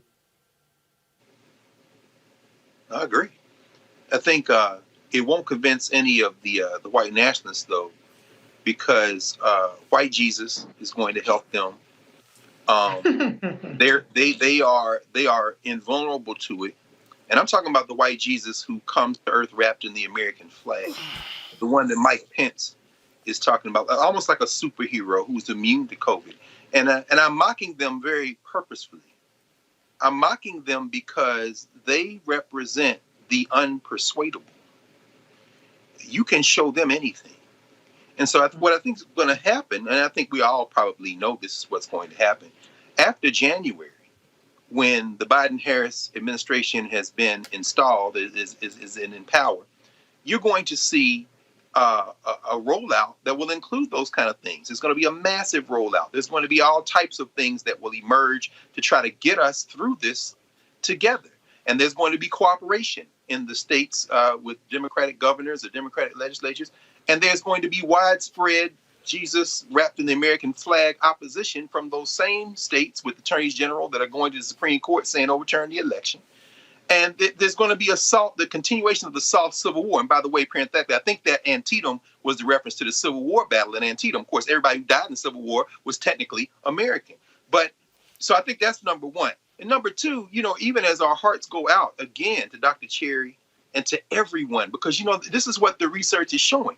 Black people know somebody who is either in that situation or who are there in this situation ourselves. We know folks. Mm-hmm. The tsunami that is coming now as winter has entered the Northern Hemisphere is not only the tsunami of mental health as it affects the doctors and the first line providers, but mental health that is going to impact every human being in the Northern Hemisphere. Winter is coming now.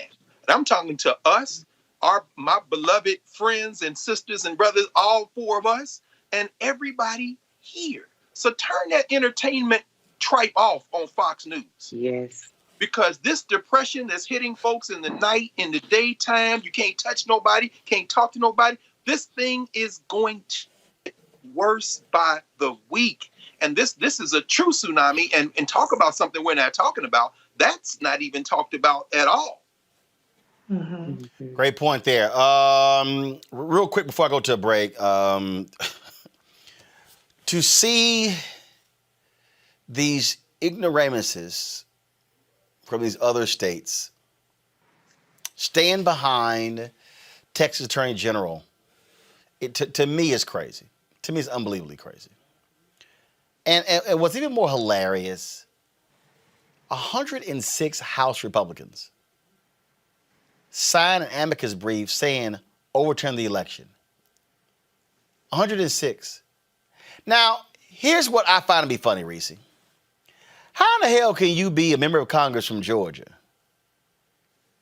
and Michigan and Pennsylvania and Ohio and say overturn the results because voting irregularities, but you won.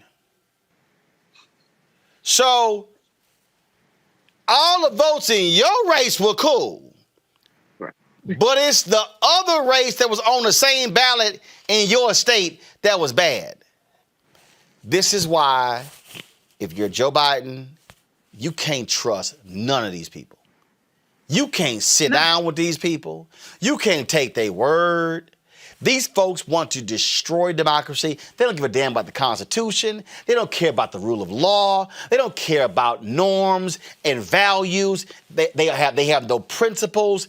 They are sick and demented, and you must treat them as such. Absolutely. And I think, though, that we have to keep in mind that even though these lawsuits are not likely to prevail, I can't imagine that the Supreme Court is going to even hear the case. I mean, it's on the docket, which, by the way, does not mean that they're saying that it has any merit or they're agreeing to hear it. It just means that it's on the docket because they have jurisdiction. But I think we do have to be very wary of the fact that these people are still in power, not so much the House Republicans, but these 18 attorney generals who have signed on to this brief to support the Texas Attorney General. These are the people and their Republican legislators that are going to be over things like redistricting. They're going to be the ones that are going to be pushing for more voter restrictions. The guy down there in Georgia, he wants to now make it such that the assembly appoints Secretary of State instead of it being an elected position. And so the Republican Party, they're not about democracy. They're about white nationalism. They're about white supremacy and white domination. And so they're willing to discard anything. And we're not out of the woods when it comes to that part. This election, it's over. It's done. Joe Biden and Kamala Harris will be inaugurated. And there's no stopping that, but we cannot take it lightly what's happening. And these people are showing their hand and they're tipping their hand. Because they did that, we were allowed to, we knew, let's get these absentee ballots in, let's drop them off instead of mail, let's vote in record numbers. But we cannot let our guard down because these people are still going to be up to this no good activity for the next 2+ years. This is real simple, Erica. This is sedition. Mm-hmm. These people are modern day Jefferson Davises. Mm-hmm. They are. I mean, but these are people that do worship the Jefferson Davises, right? And then this scenario makes me think about back in 2012, Republican governors who signed on to a lawsuit to ensure that Medicaid would not be expanded to their states. You're talking about a time when the global economy had melted down, 2008, 2009. And you're talking about in areas, Georgia, many other states, that people did, in fact, need their health care, right? But these governors banded together to make sure that people that live in those areas, particularly Black, brown, and poor people, would not have access to health care. And so this goes back to one of the things that I say, and I'm saying it because it definitely has meaning, and engaged citizenry. Reese just talked about, we can't let our guard down. We cannot let our guard down, but that the onus is not just on the people that organize and mobilize around these particular issues that impact all of us. It is also on the people on the other side of these screens to stay abreast, to know how is it that they can be empowered, how can they use their voice, how can they plug in to make sure that when they see acts like this that are happening, because Republicans are good at one thing, they don't give up. So when people were asking about where's the Tea Party, well, honey, they just evolved. They never went anywhere. They just evolved and expanded. So the onus is on all of us. There were 435 seats that were up in Congress for this election. There will be 435 seats that will be up in 2 more years. But people have got to be engaged now. They've got to be engaged January 2021, and they've got to be engaged January 21st, 2021, and every day thereafter. The thing here, Greg, I don't trust none of them. None of them. And look, and if you're willing to be silent in the face of this, and again, I disagree with Pat Toomey on a whole lot, but he has been blasting the attacks on voting there in Pennsylvania. And these people, no, you're not going to be able to mediate, partner, call it bipartisanship, call it being collegial. No, these are people who care nothing about tearing up and destroying the nation, all because of the bruised ego of Donald Trump because he lost. They cannot be trusted. No.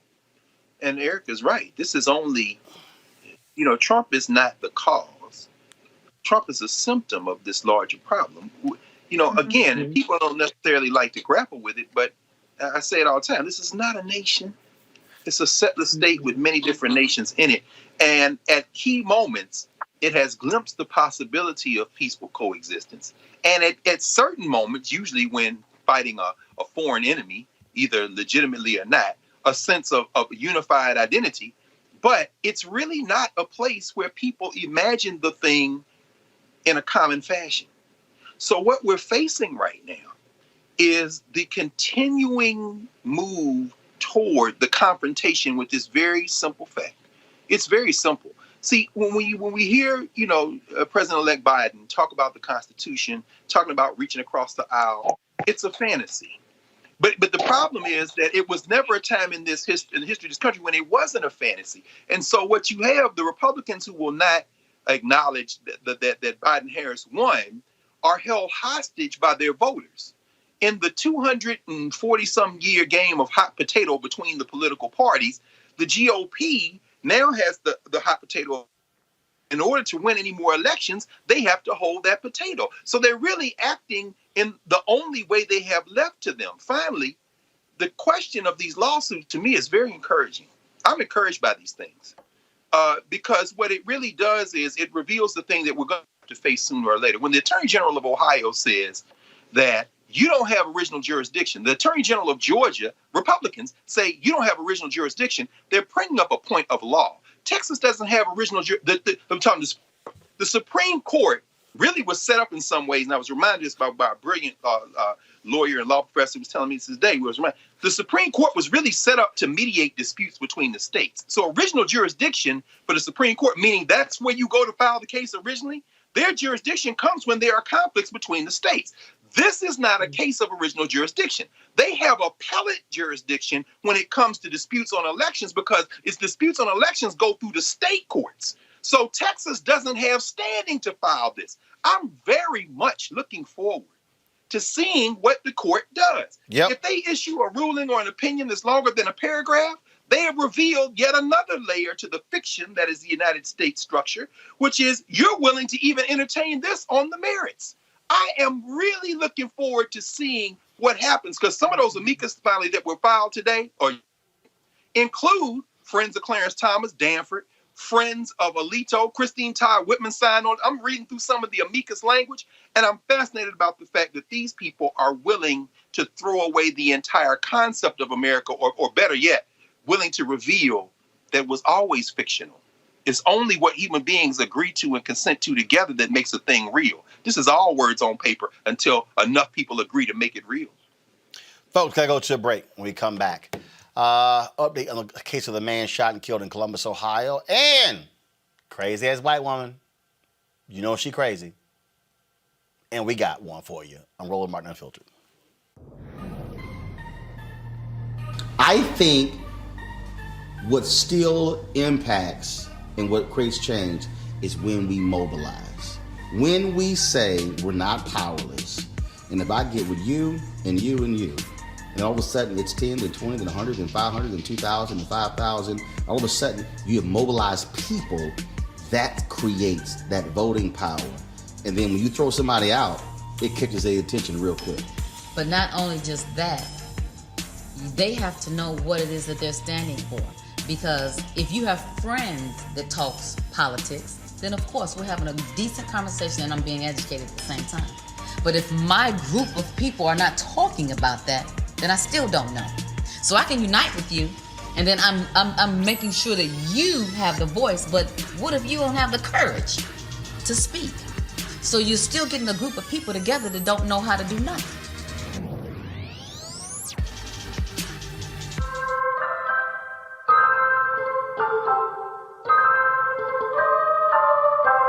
You are leading the way for the rest of this state.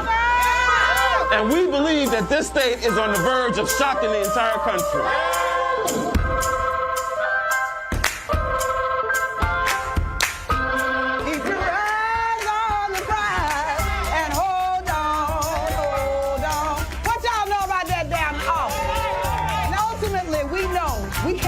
nobody turn us around.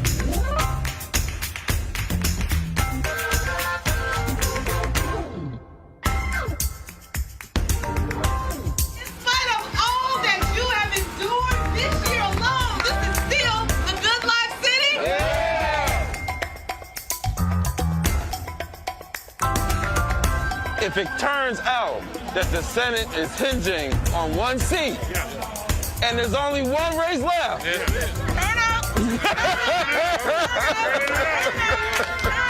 that's right. This will literally be the epicenter of the entire country, right? So we ready. Music has an ability to be able to help us feel connected. And that's because music has a way of speaking for the spirit. And it is the spirit we're going to change this country with. It is going to be standing in a space of our power and in the fullness of our spirit of love and the spirit of humanity. That is what's going to transform America. Someone sent the message that I didn't smile the whole time I was speaking. They're like, that's so unusual. Not to see you smile. You look worried. Oh, I was being serious, guys. Okay. My name is Linda Thomas Greenfield.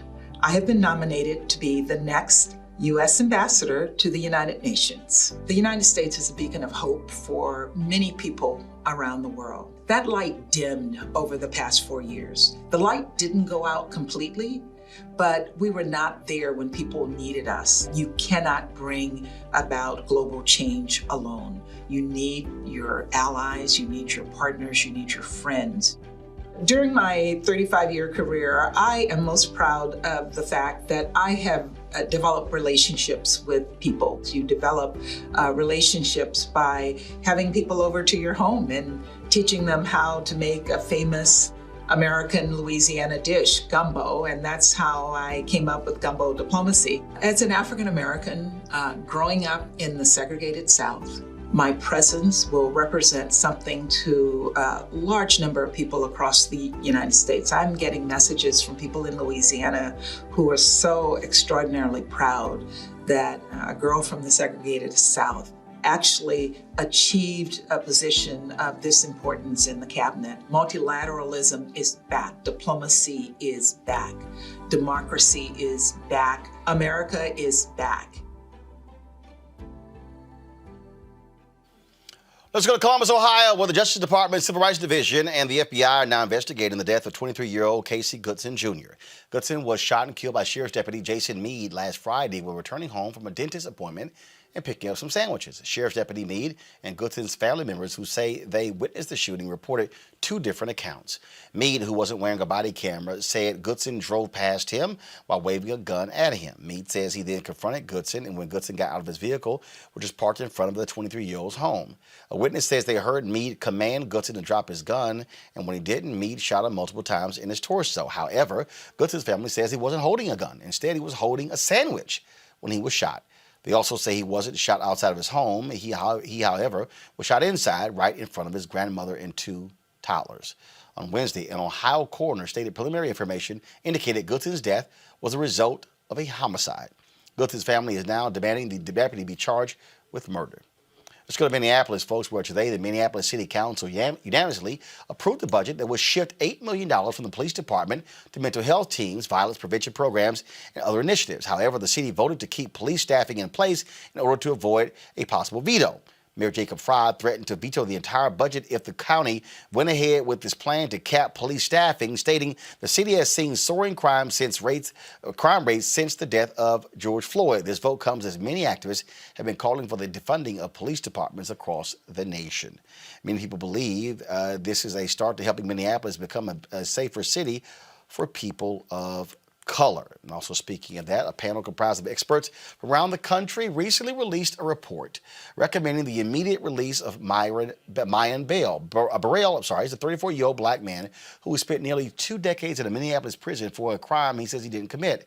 Burrell was just 17 years old when he was convicted in 2002 for allegedly killing 11-year-old Taisha Edwards. Edwards was hit by a stray bullet that hit her in the heart while she was doing homework at her home with her sister.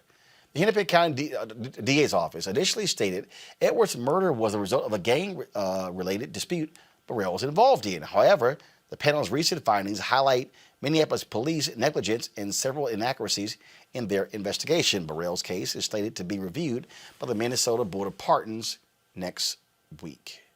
All right, folks. You know what time it is. No charcoal grills are allowed.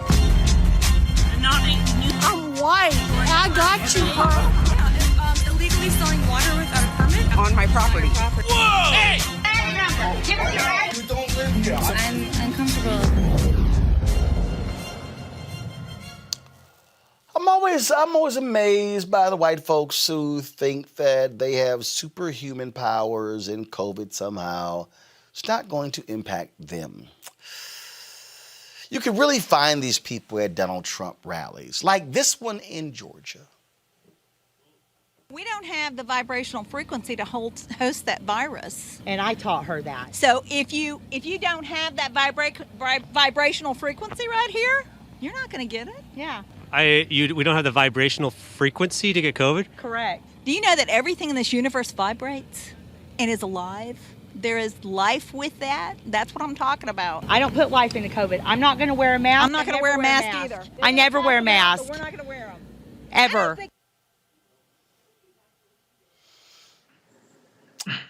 Okay, I want y'all to play it again.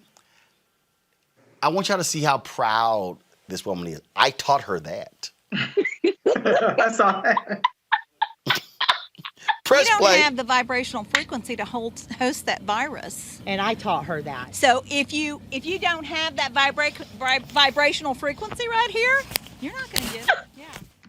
Reese, I taught her that. I got her looking sound dumb as hell. And what is her medical training? What's her scientific training? Okay, y'all gonna be out here listening to your homegirls and be dead as a doorknob. Y'all need to quit playing with this COVID. Y'all's president got the COVID. So Rudy Giuliani got the COVID. All these Republicans getting the COVID now. They got some kind of treatment that the rest of us don't have because ain't none of them dying from it. But it's a serious business out there. I don't understand. You know, I think Dr. Carr said it. What did he say? That their white Jesus is going to protect them, and they have this master race mentality. I mean, what gets me is one of the biggest First of all, there's a story that was reported at the Biden campaign. They are going to pay a private company, along with White House staff. They are going to completely COVID scrub the White House. First of all, I long came up with, I said, after Trump won in 2016, I said, y'all, there's going to have to be a massive decontamination effort take place at the White House. I also believe what needs to happen is prayer warriors with anointed oil need to go through the White House and pray out all the demonic spirits. Matter of fact, the thing might collapse, brother. Huh? The building might collapse. I mean, you know, if they do that, it won't be no White House, brother. I'm just, in fact, Erica, I believe what needs to happen. I believe that Joe Biden and Kamala Harris need to call in a group of prayer warriors and call on the angels from Africa. Definitely won't be no country. Roland. But listen, it definitely won't be no country. With the oil, I'm down with the speaking in tongues. I was over here rolling just a second ago, so I'm all down with there. We knew that place had to be defunct anyway, particularly when we saw that there were mice where the press would gather to get briefings from the press secretary. But just along the lines of, you know, watching this 74 million, the 55% continue to exploit themselves, you know, this is just really more of they're worshiping at the feet of their master. And so I hear what you're saying, Dr. Carr, but I don't even believe that is Christ. This is their master. This is who they worship. This is who they lay at the feet of. It is the son of a Klansman. It is Donald John Trump. You saw that she had a Trump flag around her like a prayer shawl. She had a Trump shirt on. They were speaking his language. Everything she had on was in reverence to her master, who is Donald John Trump Jr. So this is more par for the course. I'm not surprised, but these are the people that I'm making sure that I'm staying the hell away from. because they are the people that are infecting and impacting everybody else refusing to wear masks. You're right. I mean, clearly they are parishioners at the Church of Paula White. I can't help but. But see, hold on. Controller, what are y'all waiting on? Go. Strike and strike and strike and strike and strike and strike and strike and strike and strike and strike and strike and strike and strike and strike and strike and strike and strike and strike. Greg, go ahead. No, but all I was gonna say is, I agree with you. I agree with you, Eric.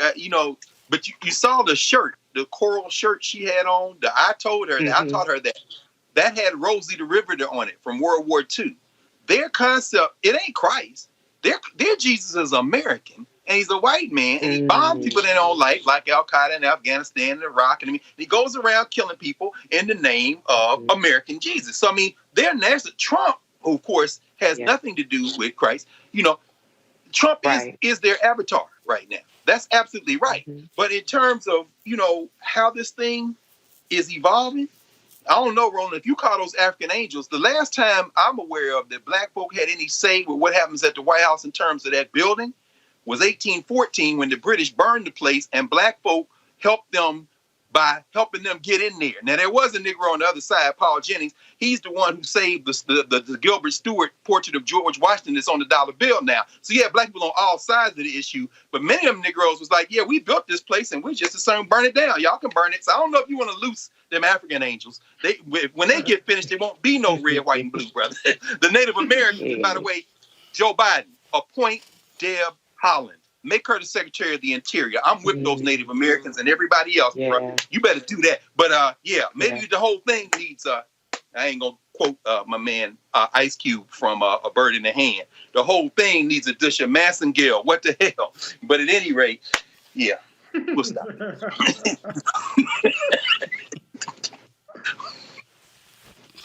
I'm just saying. Clean it up. We're gonna clean it. Great. I wasn't expecting that. I wasn't expecting that. That was really great. That's old school. Your ass, you ain't lying. Your ass. I only know from seeing it hanging up. The whole thing. Oh my! That's okay, we better stop. I'm just saying. I'm not ex. I don't know nothing about that. Oh my God, Greg. Oh my God. Ooh, Jesus. Call him. Call it. That's the one. That's the one my mom knows. Call him, Eric. Yeah. Did he say Massengale and the thing hanging from? No, Ice Cube said that. And you knew Roland was gonna repeat it. Yes, of course. Greg. Water does it. Oh my God. I don't know though. That was deep. I don't know about this. Y'all supposed to be helping him. Yeah. That was deep, Dr. Carr. That was deep. That was real deep. Was it? Love. Mm-hmm. Okay. I think we're gonna end the show on that one. Yeah. I mean, we talking about fumigating, exercising, demons, praying them away, and Greg go to Massengale. Okay. All right, y'all. All right, then. If y'all want to support Roland Martin Unfiltered, that's the kind of commentary you're not going to get on Fox News, CNN, or MSNBC, ABC, or CBS. You're probably not going to get that on TBN, Daystar, Oxygen, OWN, or Lifetime either. So you can support what we do by joining our Bring the Funk fan club. Go to Cash App, $RM Unfiltered, PayPal.me/R Martin Unfiltered, Venmo.com/RM Unfiltered. Zelle is Roland@RolandSMartin.com. You want to see any money ordered to New Vision Media Inc., 1625 K Street Northwest, Washington, D.C., 2006. Every dollar you goes to support this show and what we do. Of course, we are out here trying to, again, make this thing possible. Really, really taking this whole thing to another level. Let me give a shout out. Michael Capers, George Tucker, Benny Briggs, Marvin Bryant. I read their names on yesterday. There are some other folks here who I want to shout out who contribute to our fan club. First of all, if y'all have not received, if you have not gotten your name on the list, please just shoot me an email and we actually will do that. Also, Ramil Adams, Darlene Ward, Gwendolyn Barnett, Darnell Ruff, Roz Perot, Sheila Saar, Zaire Terry, Rashawn Strickland, Nancy Piles, Elbert Washington, Ernest Mims, Calvin Hurd, George and Pamela Bennett, Tawana and Dwayne Thomas, William Stevenson, Jacqueline Anderson, Vivian Washington, Sarah Elizabeth, Bernice McLaughlin, Anna Francis, John Earl Shelton, Benny Briggs, Michael Capers, George Tucker. Folks, we certainly appreciate y'all supporting the show. Erica, thanks a bunch. Reese, thanks a bunch. And Professor Massengill, we certainly appreciate it. Thank you so very much. All right, I'll see y'all tomorrow. Roland Martin Unfiltered. Hi!